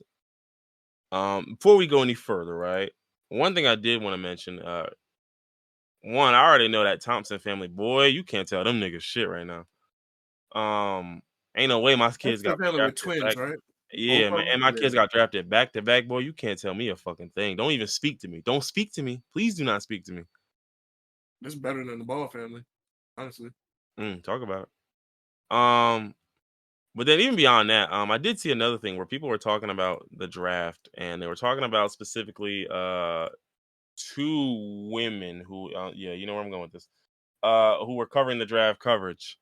And I believe one was Malika Andrews, and the other one was, I don't remember the woman's name, Andrea Carter, who's a WNBA player.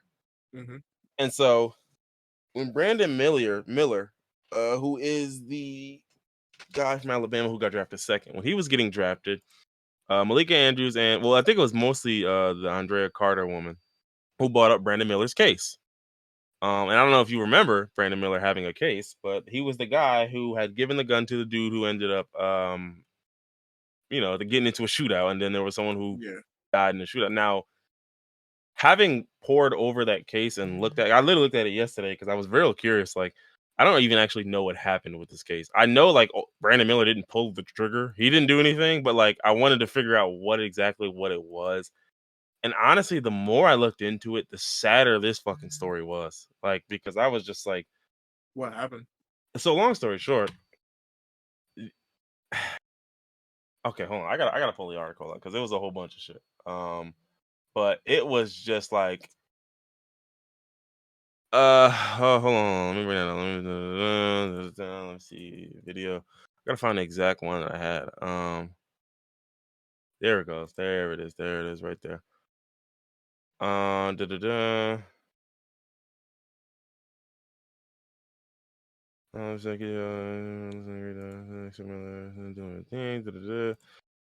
Yeah. Okay. Boom. So basically, this whole case starts with the lead up. So there was the Alabama played LSU that night, blew them out by like 40 fucking points, and then they went out on the towns. Brandon Miller and all them niggas went to the club, and he basically was the designated driver. Hmm. So he wasn't even at the club. He was at a separate restaurant eating while they were eating at a club a few blocks away.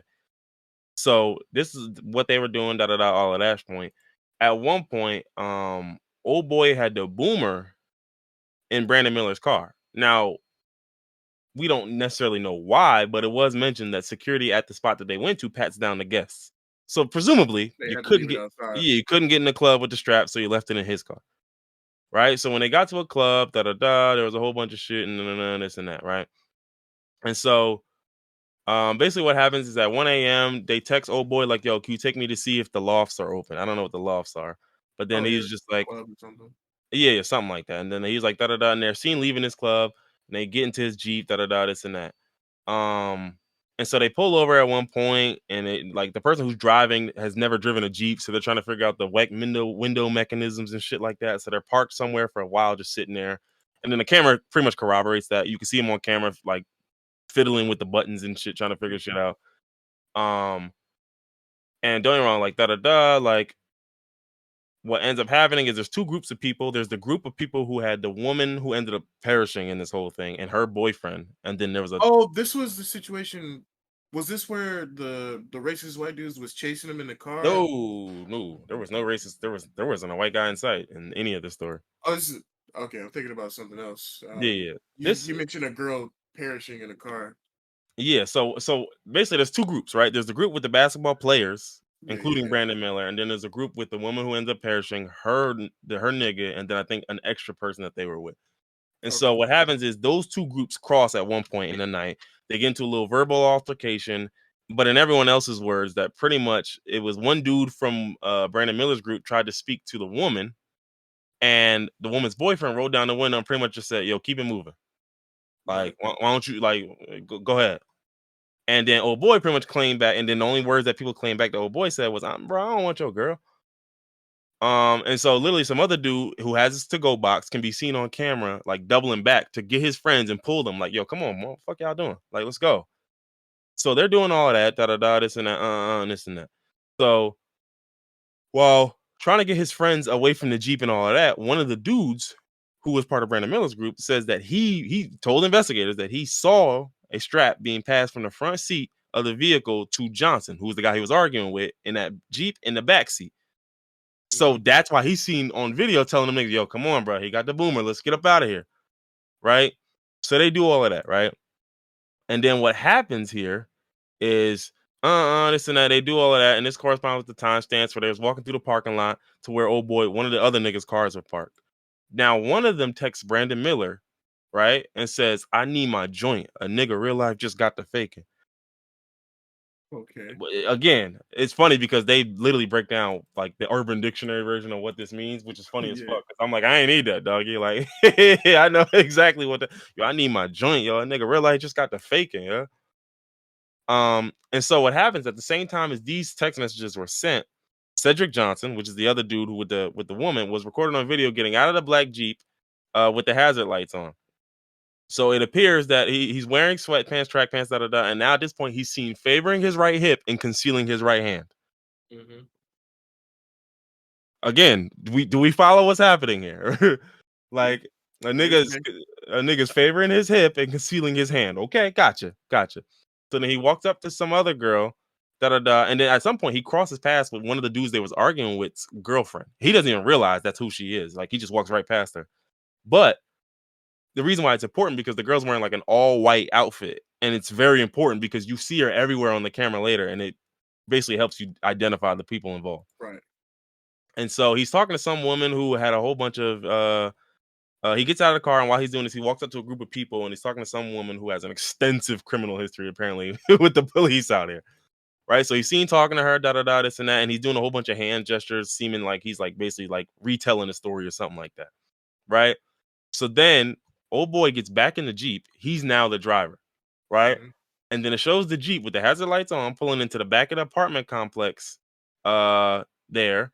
And then so basically what he's saying is the defense attorney for the other team said, like, y'all had the opportunity to leave. And then Johnson, the guy who's now driving, even told investigators that prior to the shooting, they were trying to find the best way out of this area. Right. So then what happens is that Jeep is then pulls into a parking lot at that nearby apartment complex where it's joined by a red Chevy Impala. So Right. he followed him. No, the Impala was the person he was just talking to. Okay, got you. That girl who had the history. So then he gets out the car, he's talking to her some more, da da da. They having a conversation, this and that. And then the individual who has not yet been identified gets out of the backseat of the Impala and retrieves something from the trunk. Right. So then a short distance away, a unrelated fight breaks out at a CVS on that same strip. Now that girl, remember the girl in the street that he passed wearing all white? Mm-hmm. She's involved in this fight. So she's shown to be mad as hell. She can be shown taking off her boots to get better footing in a large scrum of young women. Yeah. So by all everyone's accounts here, this altercation had nothing to do with anything else that was going. Like it was just somebody out there was fighting, and his one of their girls was involved. So what happens is, as fists are being thrown, right? The dude Brandon Miller and his peoples are in somebody else's Dodge Challenger before they get out of the car to deal with his girl. Right. So then one of them goes to break up the fight, and eventually the guy escorts his girlfriend back to the car and da da da. So at the same time this is all happening, security camera footage near CBS shows that same black Jeep Johnson was driving circling the block. Okay. And so it was claimed that during this time, Davis asked old girl where the black Jeep was. Right. Now, the lead investigator is the only individual to testify to such a claim. But it's worth noting because obviously this exchange is a crucial piece of evidence in the capital murder case. And then so what happens is the Jeep can be seen pulling up to the yield sign and immediately switching off its headlamps when it becomes into eye shots of one of the people.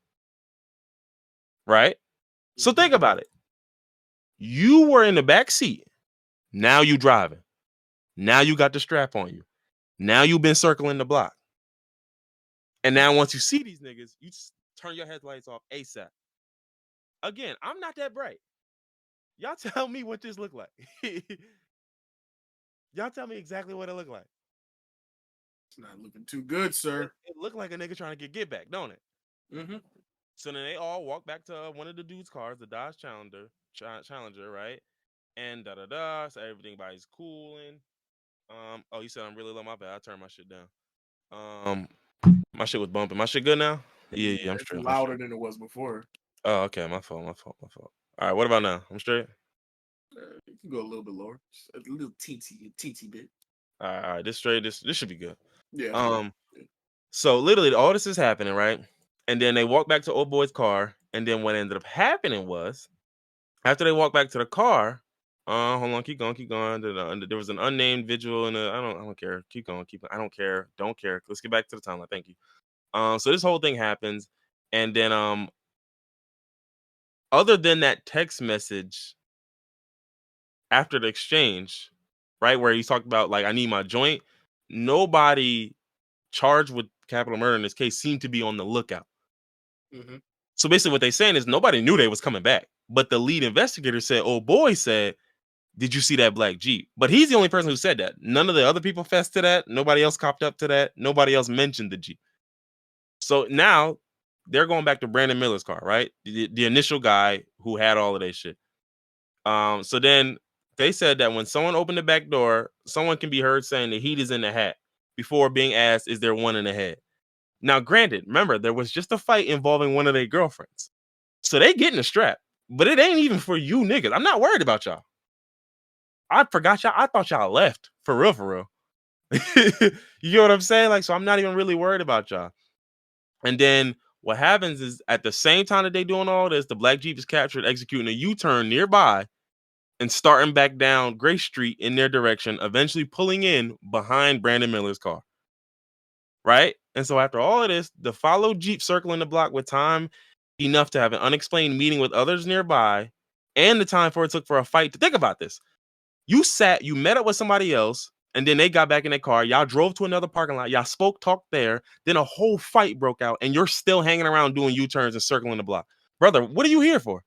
This is crazy. Yeah, like, so what are you really here for? You dig what I'm saying? So at this point, right, what ends up happening is after they pull in right behind Brandon Miller, one of the dudes, the guy who originally asked for, he needed his heat, he could be seen running up behind the Jeep and up to the driver's side's window. And from that point on, the first shot gets fired, and then there's a whole argument of who fired the first shot, this and that.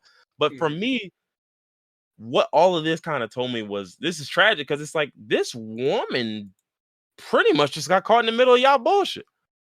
Yeah, literally. Like, she didn't do nothing but be here, and that nigga, I guess, felt like he had to flex crazy because you was trying to holler my girl right in front of me, nigga. Nah, never that. Never that. And Niggas so would that's never let some shit go. Like, oh well, she's and still my that's girl, and I'm leaving. and that's why once I read like this whole shit, I was like, oh, this is sad. This ain't like this is sad now because it's like this woman lost her life, and somehow y'all didn't hit each other. Nobody hit the person they were supposed to hit, but somehow she lose her life, and I'm just like, oh man, this is crazy. Like, oh man, like, like that's so after reading this whole thing, I was just like, this is nuts. But the whole thing being is, and honestly, that's why it even sucks for Brandon Miller because, like, nigga, I was the designated driver, bro. I was literally just the nigga to get y'all niggas home. Like, I'm getting wrapped up in this shit. yeah, and so think about it, when this first came out, niggas acted like he gave old boy a strap and told him, yo, boom her ass, nigga, boom shorty. When in reality, it's like, I didn't give you a strap. You put your strap in my back seat because you couldn't get in the club with it. Like I didn't give him his banger back. Like, nigga, it was his in the backseat because he left it there. So it's like I didn't truthfully. Yes, I told police that I gave you something because I did give it to you, but it's don't like y'all misinterpreted that to make it seem like I went home and bought it to you and gave it to you when nigga it was in my back seat and I got it out the back seat. Like if I didn't give it to you, you would have got it yourself. Now, is this the police or this just niggas on Twitter What do you mean? that are saying like he Oh, the provided them with narrative? the gun? Like not even just the narrative, the charge. Like are people saying that Well, he never got charged. That was the thing. Like he was Oh, just it being was just straight up investigated. niggas on Yeah, Twitter. he was Say, being oh, okay, investigated. okay. But it was just people who were reading through some of the narrative and saying, well, if you gave a guy a banger and then he didn't use that banger to shoot a woman, you are Right. culpable for that. Like, which if that was strictly what happened, I would argue they probably got a point. But considering I didn't give that to you, that was yours. You just got it out of my back seat, and it was already on you. So I didn't even give that to you. One, and then two, we have yet to establish who shots. You know what I'm saying? What they Like did. Yeah. exactly. We don't even know necessarily who. That's why there's multiple people being charged with capital murder because we don't know who took that woman's life. Obviously, it's easy to say, well, probably was the niggas who was shooting at them. Yeah, sure, maybe. But bullets don't work like that. Bullets don't care for real. Is the So case still ongoing or have niggas been charged already? it's still ongoing from what I know. Let's see. And that's even the worst part is because like you look his name up like Brandon Miller legal case, like, and it's like he don't have a case. He wasn't even charged with nothing. You know what I mean? Like, so, but it's like, and that's why it blows mine, right? So that bring it back to what I was talking about, the draft night, right? Mm-hmm. Malika Andrews brought up his case, right? Now I don't know exactly what she said, right? I don't know exactly. Okay, here's the quote.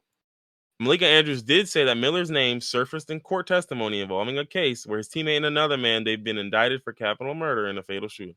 Right? She went on to say that the University of Alabama described Miller as a cooperating witness, and then she asked, "How does this factor in, if at all, into how teams are evaluating him?" That all seems That's like fucking fair game. normal. Yeah, that all seems normal. That is normal. Let me guess, niggas, because it was a woman, were going absolutely hog wild on Yes, Twitter trying to and drag another because black man down. niggas don't like Malika Andrews because Malika Andrews has a very consistent record. And don't get me wrong, I'm not gonna hold you. I do think that she do a little too much sometimes, but I think she has a consistent record of bringing this type of shit up. If you got like Nigga, almost everybody, every draft, no, this no, no, guy no. was raised by a crackhead mother, and his dad was the father. Every draft is showcasing the worst case scenario in a nigga's life. It's for entertainment, and this guy's getting a life now. He's getting out of it. He's gonna be a millionaire now. His life has changed. They all do this just to show that they're getting a better life through sports. And not to mention, why do y'all act like this is a weird thing when we know the teams brought it up and they asked pretty candidly? I'm bet you because if y'all knew the questions that these teams will ask niggas during these like combines and shit like that, they will ask them the insane shit. Your mother a stripper? You like, excuse me? Like they just want to see how you react to some nonsense. You get what I'm saying? So there's like, you killed that girl. You like, hey, What? Yo, come on now. you be like, nigga, no, that's not what I did. Say you killed that girl is absolutely insane. Yeah, he's like, well, I just wanted to see how, because you know the fans gonna do that to you, so I gotta get you prepped for it. You feel me? Like I gotta see if you ready for that type shit. Like, so like that's what I mean. So it's like this is not weird to me. Like none of this what she brought up was weird to me. If anything, this was tame. You know, it was because you kept it strictly to what was available for court. You said his name surfaced in court testimony. I did not say he was Also charged said with he nothing. cooperated. I also said he was a cooperating witness, and then I asked a question: how does this factor in, if at all, into how teams are evaluating him? And here's the thing: judging on the fact that the nigga was drafted second in a draft over Scoot Henderson, who was supposed to go second this entire time, I guess it didn't fucking factor in at all, did it? Huh? Don't So, believe which so. is also the part where it's like, so now that we know it don't really factor in, how are you then mad at Malika Andrews bringing it up? Like this would do something. Like this is really dirt on his name. Go I back asked a to what simple you said question. before when you said she asked questions like that a lot. Or it's makes statements like that a lot. You Oh well, mentioned no. Like what I mean, like by that is like if you got a domestic case, she's gonna bring it up. If you got like a SA case, she gonna bring that shit up. well, I mean, why Like would if you, anybody be mad at that? oh, don't do that. Niggas Don't do that are that. doing this should Don't be do held that. accountable, No, the right? fuck they shouldn't. That's why they're mad. Like Right? that's why they're Oh, fucking mad, nigga. Like what do you mean? my What do bad. you What do you mean? I can't believe you had the nerve to ask me that shit. So wait, let me get this straight. Niggas are mad that a woman Hmm. is bringing up cases of abuse Hmm. against women. Hmm. Make it make sense. Come on now. Yeah, yeah, that's it. But like that's my thing. Like if this man, if Brandon Miller wasn't even tangentially related to this case, we would have never brought it up at all. We would have never said nothing. But baby, like you were the driver for a nigga who may or may not have shot someone that night. We have to talk about that. I am so sorry that this is a bad thing for you because now it's dragging on and this is supposed to be the best night of your life and that I did sure, cool, whatever. But doggy, we're finna talk about this. I just don't know what you expect me to do. Like, and that's my whole thing. Like, I just like I don't know what y'all are expecting from people. Like, how are they supposed to speak on these things and not bring that up? Like, what do you mean? What do you mean? And mind you, it's not even like she brought it up and cooked him for it and was just like saying, "Nah, this nigga got a woman shot." And nah, she ain't doing that. She She said literally just gave the facts of the she case. stated the facts, nigga, and that was it. But again, niggas don't like facts. Niggas don't like that. Y'all tearing the black men down and da da da. And every time people hear this man, yeah, exactly. They want journalism on their own terms. Literally, I want journalism that dick sucks black men. That's what I'm looking for. That's Literally. exactly what I'm looking for. I need please slurp these black men up every time you don't even mention them if you're not gonna slurp them up. Like, and I'm just like, bro, you niggas are dorks, bro. Like, absolutely dorks. Like, but yeah, that's what I'm saying. I'm like personally, like, I don't know what else y'all need to, you know what I'm saying? Like, if you wasn't involved in this baby, then we wouldn't have nothing to talk about. Like, I'm sorry that it's happening to you, and I'm sorry that based on the facts, it don't even seem like you really had shit to do with this for real. So that's why Literally. it's really unfortunate. But bitch, I'm bringing it up. I don't care. Like, what the fuck? I'm finna, brother. Someone is being charged with capital murder. Y'all know what okay. Let me just Alabama Talk capital to these face. murder charge. Let me just get y'all an understanding. Let's see what type of sentencing do you get for capital murder in Alabama, huh? I That's a wonder. melee charge. A what? A melee charge. You know, murder on my mind. That nigga. Okay, so let me just start here. Alabama, along with 31 other states, permits the death penalty. Well, Okay. well, Um, already off to a good start. yeah, we are. No, so literally the death penalty in the US is exclusively used for murder. Let me keep going. Um, I think we should add some da-da-da. other stuff to that, but that's just me. Hmm? Oh, yeah, sure. Well, I mean, they have things, but they have capital offenses include types of homicides or deaths. So it's like it does How about involve like types of acts that might involve children? no. They have a bunch of that shit. If it leads to death, it's the same thing in their mind. Like they have kidnapping, hijacking, robbery, burglary, arson. No, no, no, no. I'm not worried about leading to death. I'm worried about niggas doing acts to people against their Oh, will. brother, again, stop Go fucking. ahead and Do get them out you of here. do you know where we live, nigga? Hell, apparently. Yeah, yes, thank you. So as long as you can understand we live in hell, then you need to like remember that's where we are. But yeah, so long story short, like we're talking like a capital murder, brother. Like someone could get lethally injected for this. Like I don't think y'all understand why this is. Y'all don't think this is something that needs to be brought up as it relates to, bro. I'm sorry if you're tangentially related to a capital murder charge, they're going to bring that up every fucking time, every time. And why And wouldn't you? and I don't think they're nuts for doing so. I Yeah, don't think they're exactly. nuts for doing so. Now, again, how they bring it up does matter because if they bring it up and they don't mention any of the shit I was talking about, then yeah, it seems like you got an agenda. But to bring it up and to literally speak the facts as they are stated, I just don't know. The only thing I could have done to help y'all out would be to just not mention this at all. And I get it. Oh, I get it. Oh, I get it. Oh, you guys are gonna. Oh, okay, I understand. Yeah.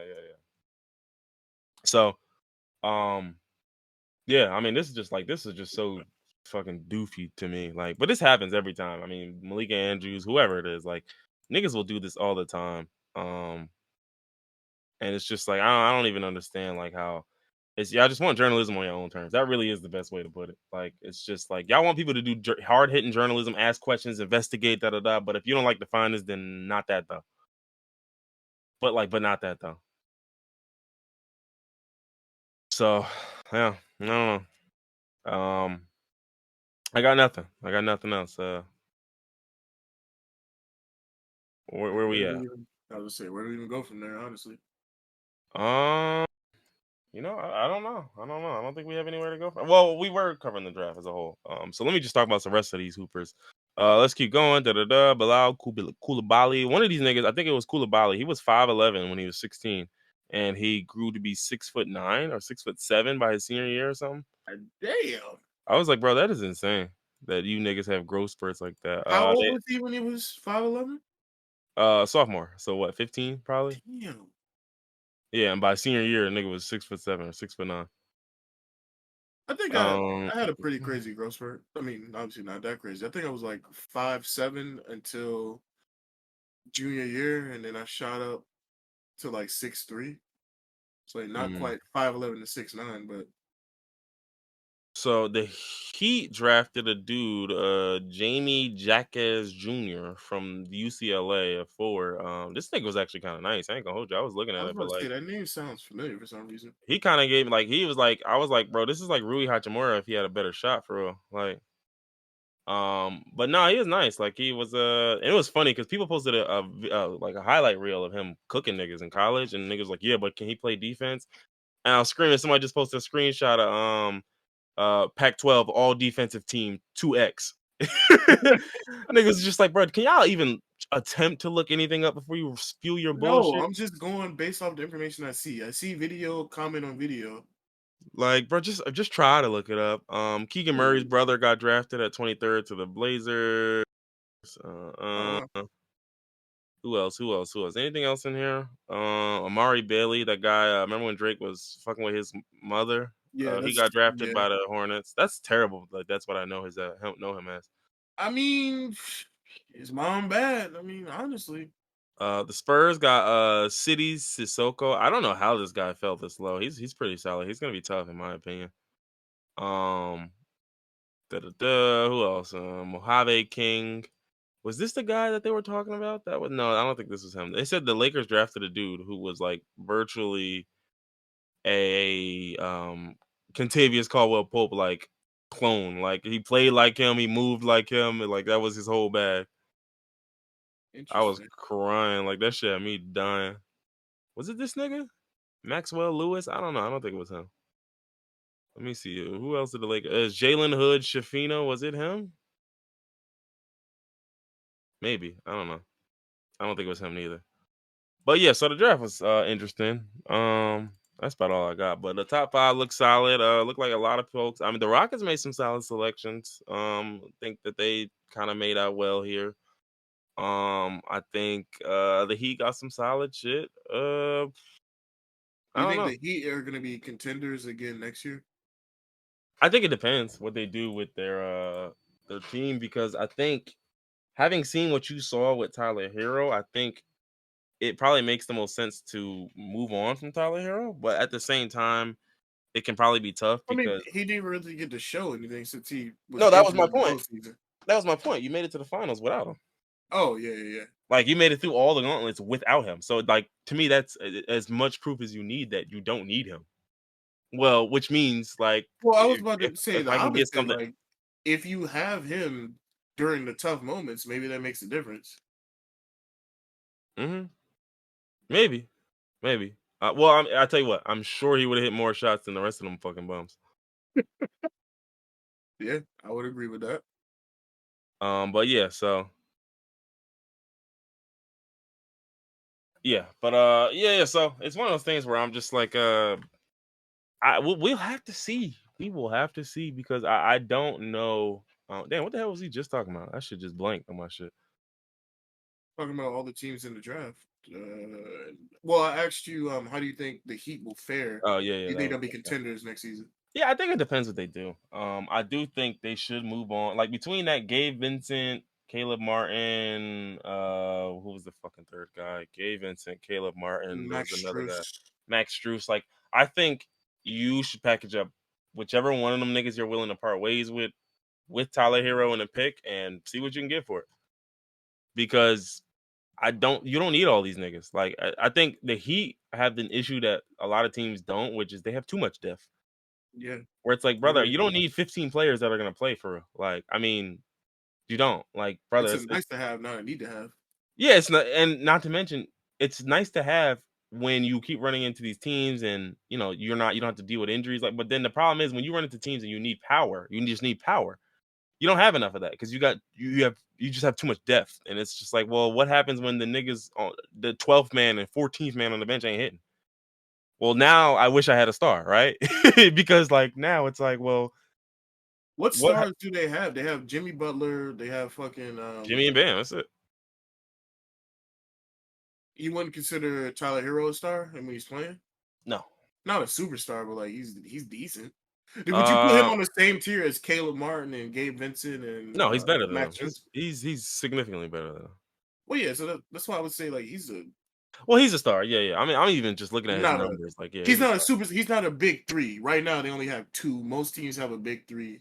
Well, my thing is, your big three can be 3 stars. I think what we're realizing with a lot of these teams is that because of the way the salary cap works, you just can't afford to have 3 superstars. Like, no Superstars, one yeah. can have like it's usually super. It's usually a guy who's the definitive number one, and then So it's like a 2A and then a 2B, and that's do usually how you people think do. do you think we'll ever see any gone are the ways of OKC with Russ, KD and Harden, and gone are the ways of LeBron, Bosh, and Wade. I don't. I would say yes and no. I would say it's less likely to happen because of the money structure now. Hmm. Because people realize, bro, why would I ever take a pay cut to get a win when I could just simply get fucking paid $250 million? But you're not gonna win Well, when you go to that team with a true, quarter but what we're billion. realizing is a lot of the more modern players They care about the bag. don't They don't really care about seem to winning. give a fuck about playing basketball. To be perfectly honest. I mean, yeah, I would be the same. I'm not gonna ever judge somebody for that. If I'm getting offered a quarter billion, I'll go play for the fucking Yugoslavian basketball league. I don't care about winning. Yeah, I care but about the imagine now, bag. Yeah, now imagine if the worst team in the Yugoslavian basketball league offers you a contract. Like that's what some of That's these not the niggas are same thinking. as the worst team in the NBA, the world It might as well known be. basketball. It No, might as it fucking well might be. as well not be. What is the No. difference? Tell me what the difference is between playing for the Name Magic one and team on the Yugoslavian basketball league. what's no. Hey, listen, if I'm getting paid the same, what's the difference? That's what I'm asking. If I'm gonna they're at least different, be known. Like think about it. We know known for Damian what? Lillard. We Known know for we what? know I'm good. I'm good. Nice, I'm nice, nice, bro. I'm good at basketball, yo. No, you're a phenomenal hooper. Thank you. We I'll take done? my check, please. Yeah, we're Yeah, done. Yeah, no, yeah, we're done. But that's it.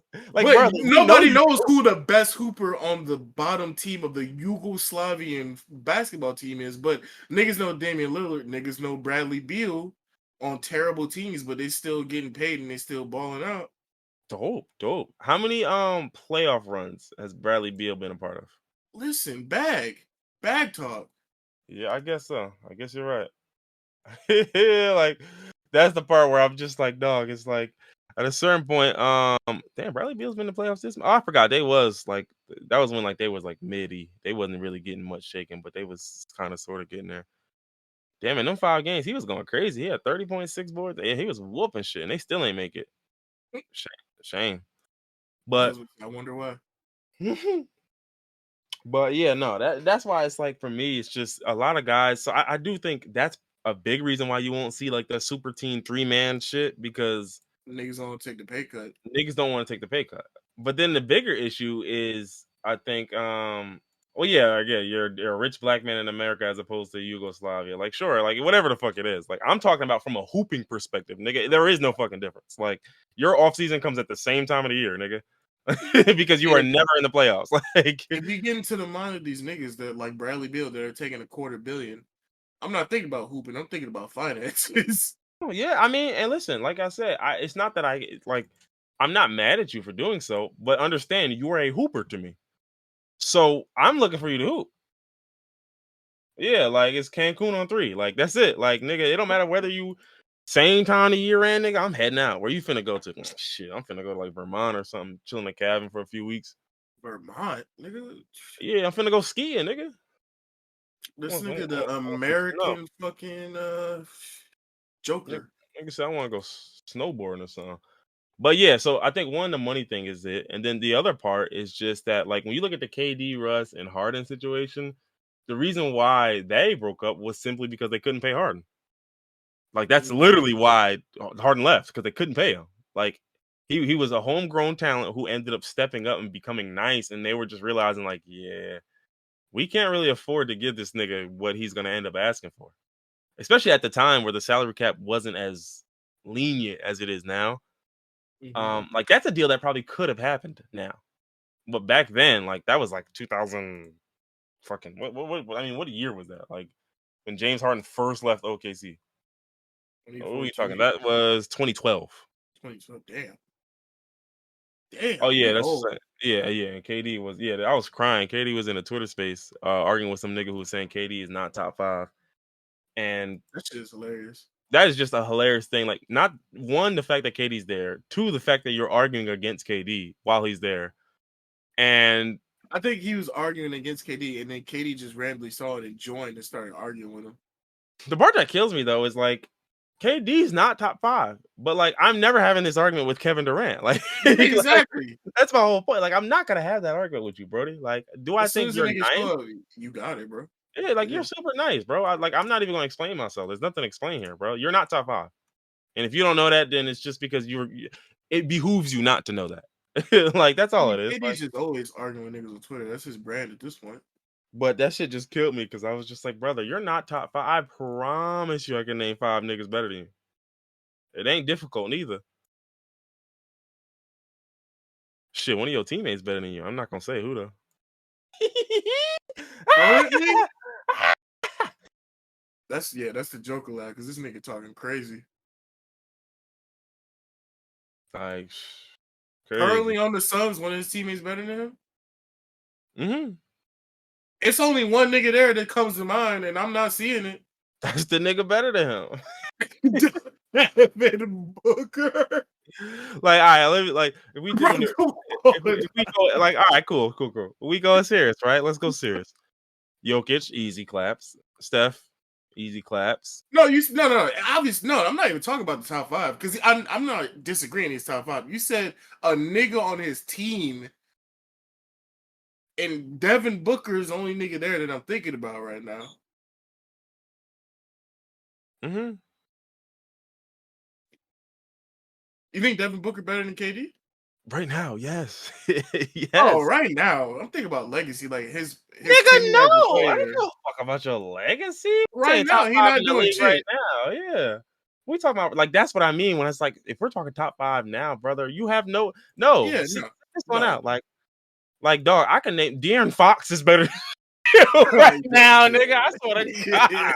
Bro, I swear to God, De'Aaron Fox better than you right fucking now, bro. Don't play with me. Nigga, I'll fuck around and say Jalen Brunson and really piss you off. Was that Twitter space? Was that top five in the league right now? I don't know what the distinction was. I feel like it had to be right now because if we're arguing like what All top time, five he wouldn't be in that F, either. I But don't. Katie just like to argue on Twitter, so it could have literally been about No. anything. But if we're doing like top five players based on like full legacy that are still in the league, I do think Kevin Durant's in that top five. Because who the Mm-hmm. fuck's above him? Like we got Bron, okay. We got Steph, okay. Then what? Jokic. I don't put Jokic over him. Legacy, Jokic has 2 MVPs and a chip. Kevin I Durant mean, has legacy. 2 He rings, hasn't. 2 Finals MVPs, and an Jokic MVP. hasn't been doing. Jokic hasn't been doing it as long. But do you don't think what he's done in his short No, time I here don't. I deserve never give niggas investment? that. No, I never give Oh, niggas okay, that because my okay. thing is, if you've done something in 8 years, like if you play for 8 years and you've accomplished a bunch of shit, and I played for 16 and I've accomplished double what you've done, I'm not giving you the well. If we combine our 8 and your, if we compare my 8 and your 8, then my 8's better than yours. Yeah, keep it up. That's part of Mhm. this. That's why we always have this conversation about LeBron. If LeBron if LeBron retired before he got the bubble ring, this is a different combo. If he Mhm. retires before he gets the ring in Cleveland, this is a different combo. Like that's what I mean when that longevity matters. Like so you being at like a coolest. Let's say you got your first ring in 2005. If you got a ring in '05, then get a ring in 2010, then get a ring in 2015, then get a ring in 2020, brother, that says a lot more than just getting 4 rings back to back to back to back and then falling out the league because you had to do this over time and still get your shit off. So it's like I don't give niggas that oh he's only been in the league for 5 years. So then you shouldn't be in this conversation, bitch. To Like me, it, but Jokic is up there. I'm not gonna say he's not top five to me in terms of like legacy currently as it stands because I think you have niggas with better I legacies. mean, But it's too many. It's the league has been going on for too long to have. It's so many niggas throughout history to where you can just definitively say that a nigga's been in the league for however many years, 5 years. How long has he always been in the league? He, you can't say he's been Michael Jordan, Kobe Bryant, seven, LeBron seven, James. You said what? 7 years. 7 years. So Mhm. Larry Bird, Shaq, Kobe, LeBron James, Tim Duncan. That's five niggas on the top of my head. Yeah, if we're Easily. doing all time, yeah, no, that's what I'm saying. Even if we're doing all time, Kevin Durant's out of this. A lot of these niggas are Yeah. out of this. That's why it's impossible to do an all-time greatest That's why, list. yeah, that's why. Like, if it's just the niggas in the league, it's like, bro, Steph has a better. No, Steph has a better legacy. Yeah, for Steph sure. is a better legacy. Giannis. You can't say Nah, Giannis has a better legacy because I no, mean, no. Giannis has got one. No, he's got an argument. He's definitely got an argument. Because I know his trophy cabinet is crazy.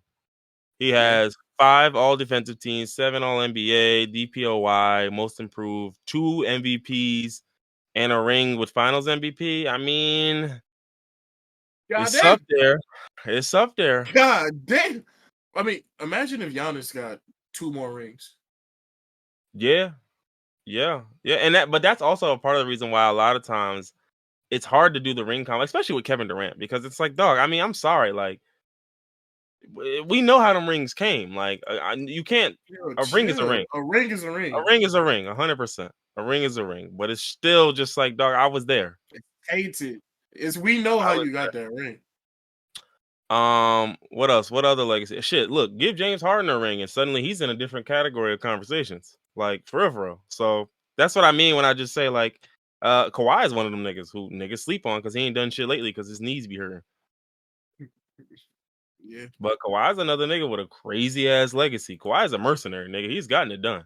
he was on the Spurs. He was on Toronto. Yeah, he's gotten it done multiple times. Like I would put his 2 rings a lot higher than I'd put Kevin Durant's 2 rings. Same, 100%. Now, if we talking overall what he's done and da da da this and well, you're injured a lot, pal. Sorry, but that's why for me, I was just like, it's hard to say that, like, and that's why even with like current players and da da da and all that shit, that's why all of these talks are subjective. But I do think certain things are just like, what argument is there for Kevin Durant being top 5? I'm literally looking at scoring. He's number 6. Hmm. I'm looking at field goal percentage, and of the eligible niggas, he's Devin Booker shot, but Devin Booker scored 34 points a game, shooting 59%. That's fucking unbelievable. In the last finals. In the playoffs, like the entire playoff run. Oh my God. Yeah, that is nuts. Who else? So it was him, it was Kawhi, it was Jokic, it was Anthony Davis, Giannis, LeBron, Jalen Brown, Anthony Edwards, and then finally Kevin Durant, shooting percentage Jesus. wise. 3-point percentage. Like it's gonna be that story repeated Well, he over and definitely over. he had a terrible run this last playoffs. He was not doing his. I think the worst game he ever had was after his first game on the Suns. Well, he had a Around good run in the playoffs. I mean, his playoff numbers, he was 29, 6, and 5, shooting 56% from the field. That's great. You just don't have any fucking help. So it doesn't matter. Like your team's just nigga, you can't depend on Josh Okogie and the old ass TJ Warren. Who? And no, Darius Baisley, come on. Torrey Craig, come on. Saban Lee? I think Golden State is going to be in trouble if Chris Paul, not if Chris Paul, when Chris Paul gets injured. Not if, but when. What are they going to? Well, they usually find a way. I think the real worry for them is what happens if Klay Thompson reverts. Like because I think Klay Thompson played good last year because he was just chucking. Mhm. Like he had career years because he was chucking. Yeah, no, TJ Warren's still in the league somehow. Mr. Bubble himself. Um, Probably. but he was just chucking. Like Clay was chucking a lot this year, so he had career years and shit like that, and he was shot well. Like I'm not gonna say he didn't. He shot 44% from the field, which to me is not good enough. But from 3, he shot 41%. I mean, he was cashing shit. Now, what's unfortunate is that when it mattered most against the Lakers, that's not what happened. Like Clay cooked for the first 2 games and then proceeded to stink for the entire back half of Yeah. the series. But I just to me, my thing is just like, bro, like Clay is at the point now where he's not the same guy. Like you don't get that same two-way. Like, cause think about it, he's averaging 22, 4, and 2. If you were giving me 22, 4, and 2 with lockup defense, bro, I'll pay you anything you want. I'll pay you any number you want. But without the lockup, that significantly hampers so it's like I can't offer you a max now because I'm not willing to offer 21, 4, and 2 to a guy who simply will not get any better than what he is. Like I can't max you out for 5 years knowing that 2 years from now you'll probably be terrible. Or not terrible, but you'll probably be like washed. Like A you'll be shell of their former self. yeah, like you'll be putting up solid numbers because you're getting a bunch of shots up, but like it's gonna be inefficient. It's gonna like that's what I mean when I say like niggas like Fred VanVleet. Like he's a professional shot chucker. Like I don't your 20 and other people's 20 points are not the same. Yeah. Like it's not the same. And that's the part where I just feel like people get tricked by these stats a lot of times where it's just like, dog, if I showed y'all if you saw all the niggas who I be slandering Fred. He's a very inefficient shot chucker, dog. I watch it happen. And it's just like, y'all niggas be so impressed by this shit, bro. Like, I'm just You like, know what it is, yo? It goes back to colorism, yo. He's light skinned, yo. Russ be another one. getting dogged. Another one, Trey Young. Trey Young hasn't shot over like 45% in his career. Hold on, let me look at this shit. Let me But, look. but but but look at his team though, and he be taking them to the playoffs. Cool. Cool. Cool. Cool. However, Yeah. look, I'm looking at his field goal percent. No, he had one good year where he shot over 45. Every other year, he's shooting 42%. Look, 32% from 3, 36% from 3, 34% from 3, 34% from 3. I mean, he's shooting better than me. I'm screaming. that's my defense. Yeah, So all that's to get bounced in defense. the second round for real. Like you gonna cook the Celtics or cook the fucking no, you gonna cook the Knicks because that's always how it works, I and mean, then it's you the gonna Knicks. They deserve to and get then cooked. lose to whoever the hell else you play. Like, but like again, Trey Young's another guy who's a shot chucker. He's inefficient as shit, but niggas slurp him. Like, and there's a lot of guys. There's a lot of guys like that in the league, for real, for real. Oh my god, look at this. Terry Rozier is averaging 20 points a game on 42%, including 32% from three. This is disgusting. He takes 8 threes a game to shoot 32%. Jordan Clarkson put up 20 points a game last year. This is the shit I'm talking about. That don't sound real. I don't believe that. Jordan Poole, another one, 43%. Like shot chuckers, Paulo Banchero was chucking, but he's a rook, right? Jordan Poole is very young. Like some of these guys, I don't understand. Fred VanVleet shot 39%. Yo, count your days, Fred. I'm telling you. Like these niggas be chuckers, bruh. Like, and so that's what I mean when I say not everybody's 20 is the same. Like, perfect example is like Sabonis averages 19 points on 61% shooting, right? Like competing with John Wall for club appearances. Is John Wall in the Wizards? Where I is think John Wall? he Oh, he got was, put back but on where the is John Rockets. They sent him back to where he hated being. Wall? Who They sent most that recently nigga played? back. I think he's a free agent. Oh yeah, for legacy. Yeah. No, for sure, for sure. I think he's a free agent currently though. I saw a funny tweet earlier He this week. last played for the Clippers. Yeah, he's a free agent. Gotcha. I saw a tweet that was like, Chris Paul finally made it to the Washed Point Guard Association. It was a Oh picture yeah, of the John Wall with the trilogy. Houston Clippers, Washington, Houston Clippers, Washington, and Russ Houston Clippers, Washington. Yeah. No, I did remember that shit was funny as hell. The Washed Hoopers of America Association. The whoa, the whoa, the WHOAA, the whoa. But shit, that's it, man. That's all I got for real, for real. We were supposed to do Black Mirror, but I guess we could do that some other time for real. Yeah, give niggas a little bit more time to watch it. Yeah, Even though let niggas that. all binged it in the first 2 days. Yeah, let that breathe. You know what show I did start watching though? I started watching The Bear. That was pretty good. I want to start watching that too. I've heard nothing but good things. I want to Yeah, it start was pretty watching good. that. It's Gunna. not like one of the typical HBO, shows where sex, tons of violence, and all of that. Wait, it's on Hulu. It's an FX show. Like Yeah, yeah. Atlanta, but Um it is interesting. Yeah. doesn't new season start soon? New season dropped, I think, recently, very recently. Like I started Oh, watching the okay. new season. I literally like the episodes are 30 minutes, so I finished the first season like in a day. Oh, they're only 30 minutes. Okay, I can how many episodes is it, like 12? First one was 8. I think the second one's like 10 or 12. Oh shit, I've been putting it off thinking I was gonna have to watch like 12-hour-long episodes. If it's only 30 minutes, I can run through that shit. Yeah, I've been saying like 2 days you'll be done. Okay, cool. Yeah, I'm gonna start that then. Because I've been wanting to see it.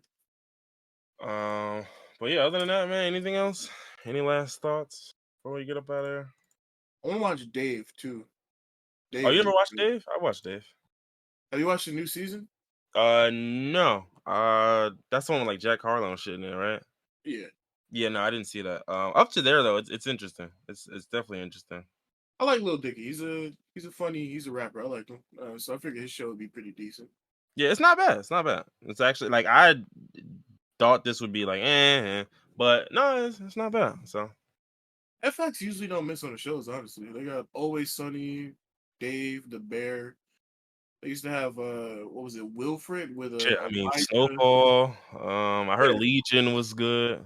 Oh yeah, Legion was hitting that. That was crack, yeah. Yeah, they do got some shit. Now that you FX mention be it. putting it on, yeah. Now that you mention it.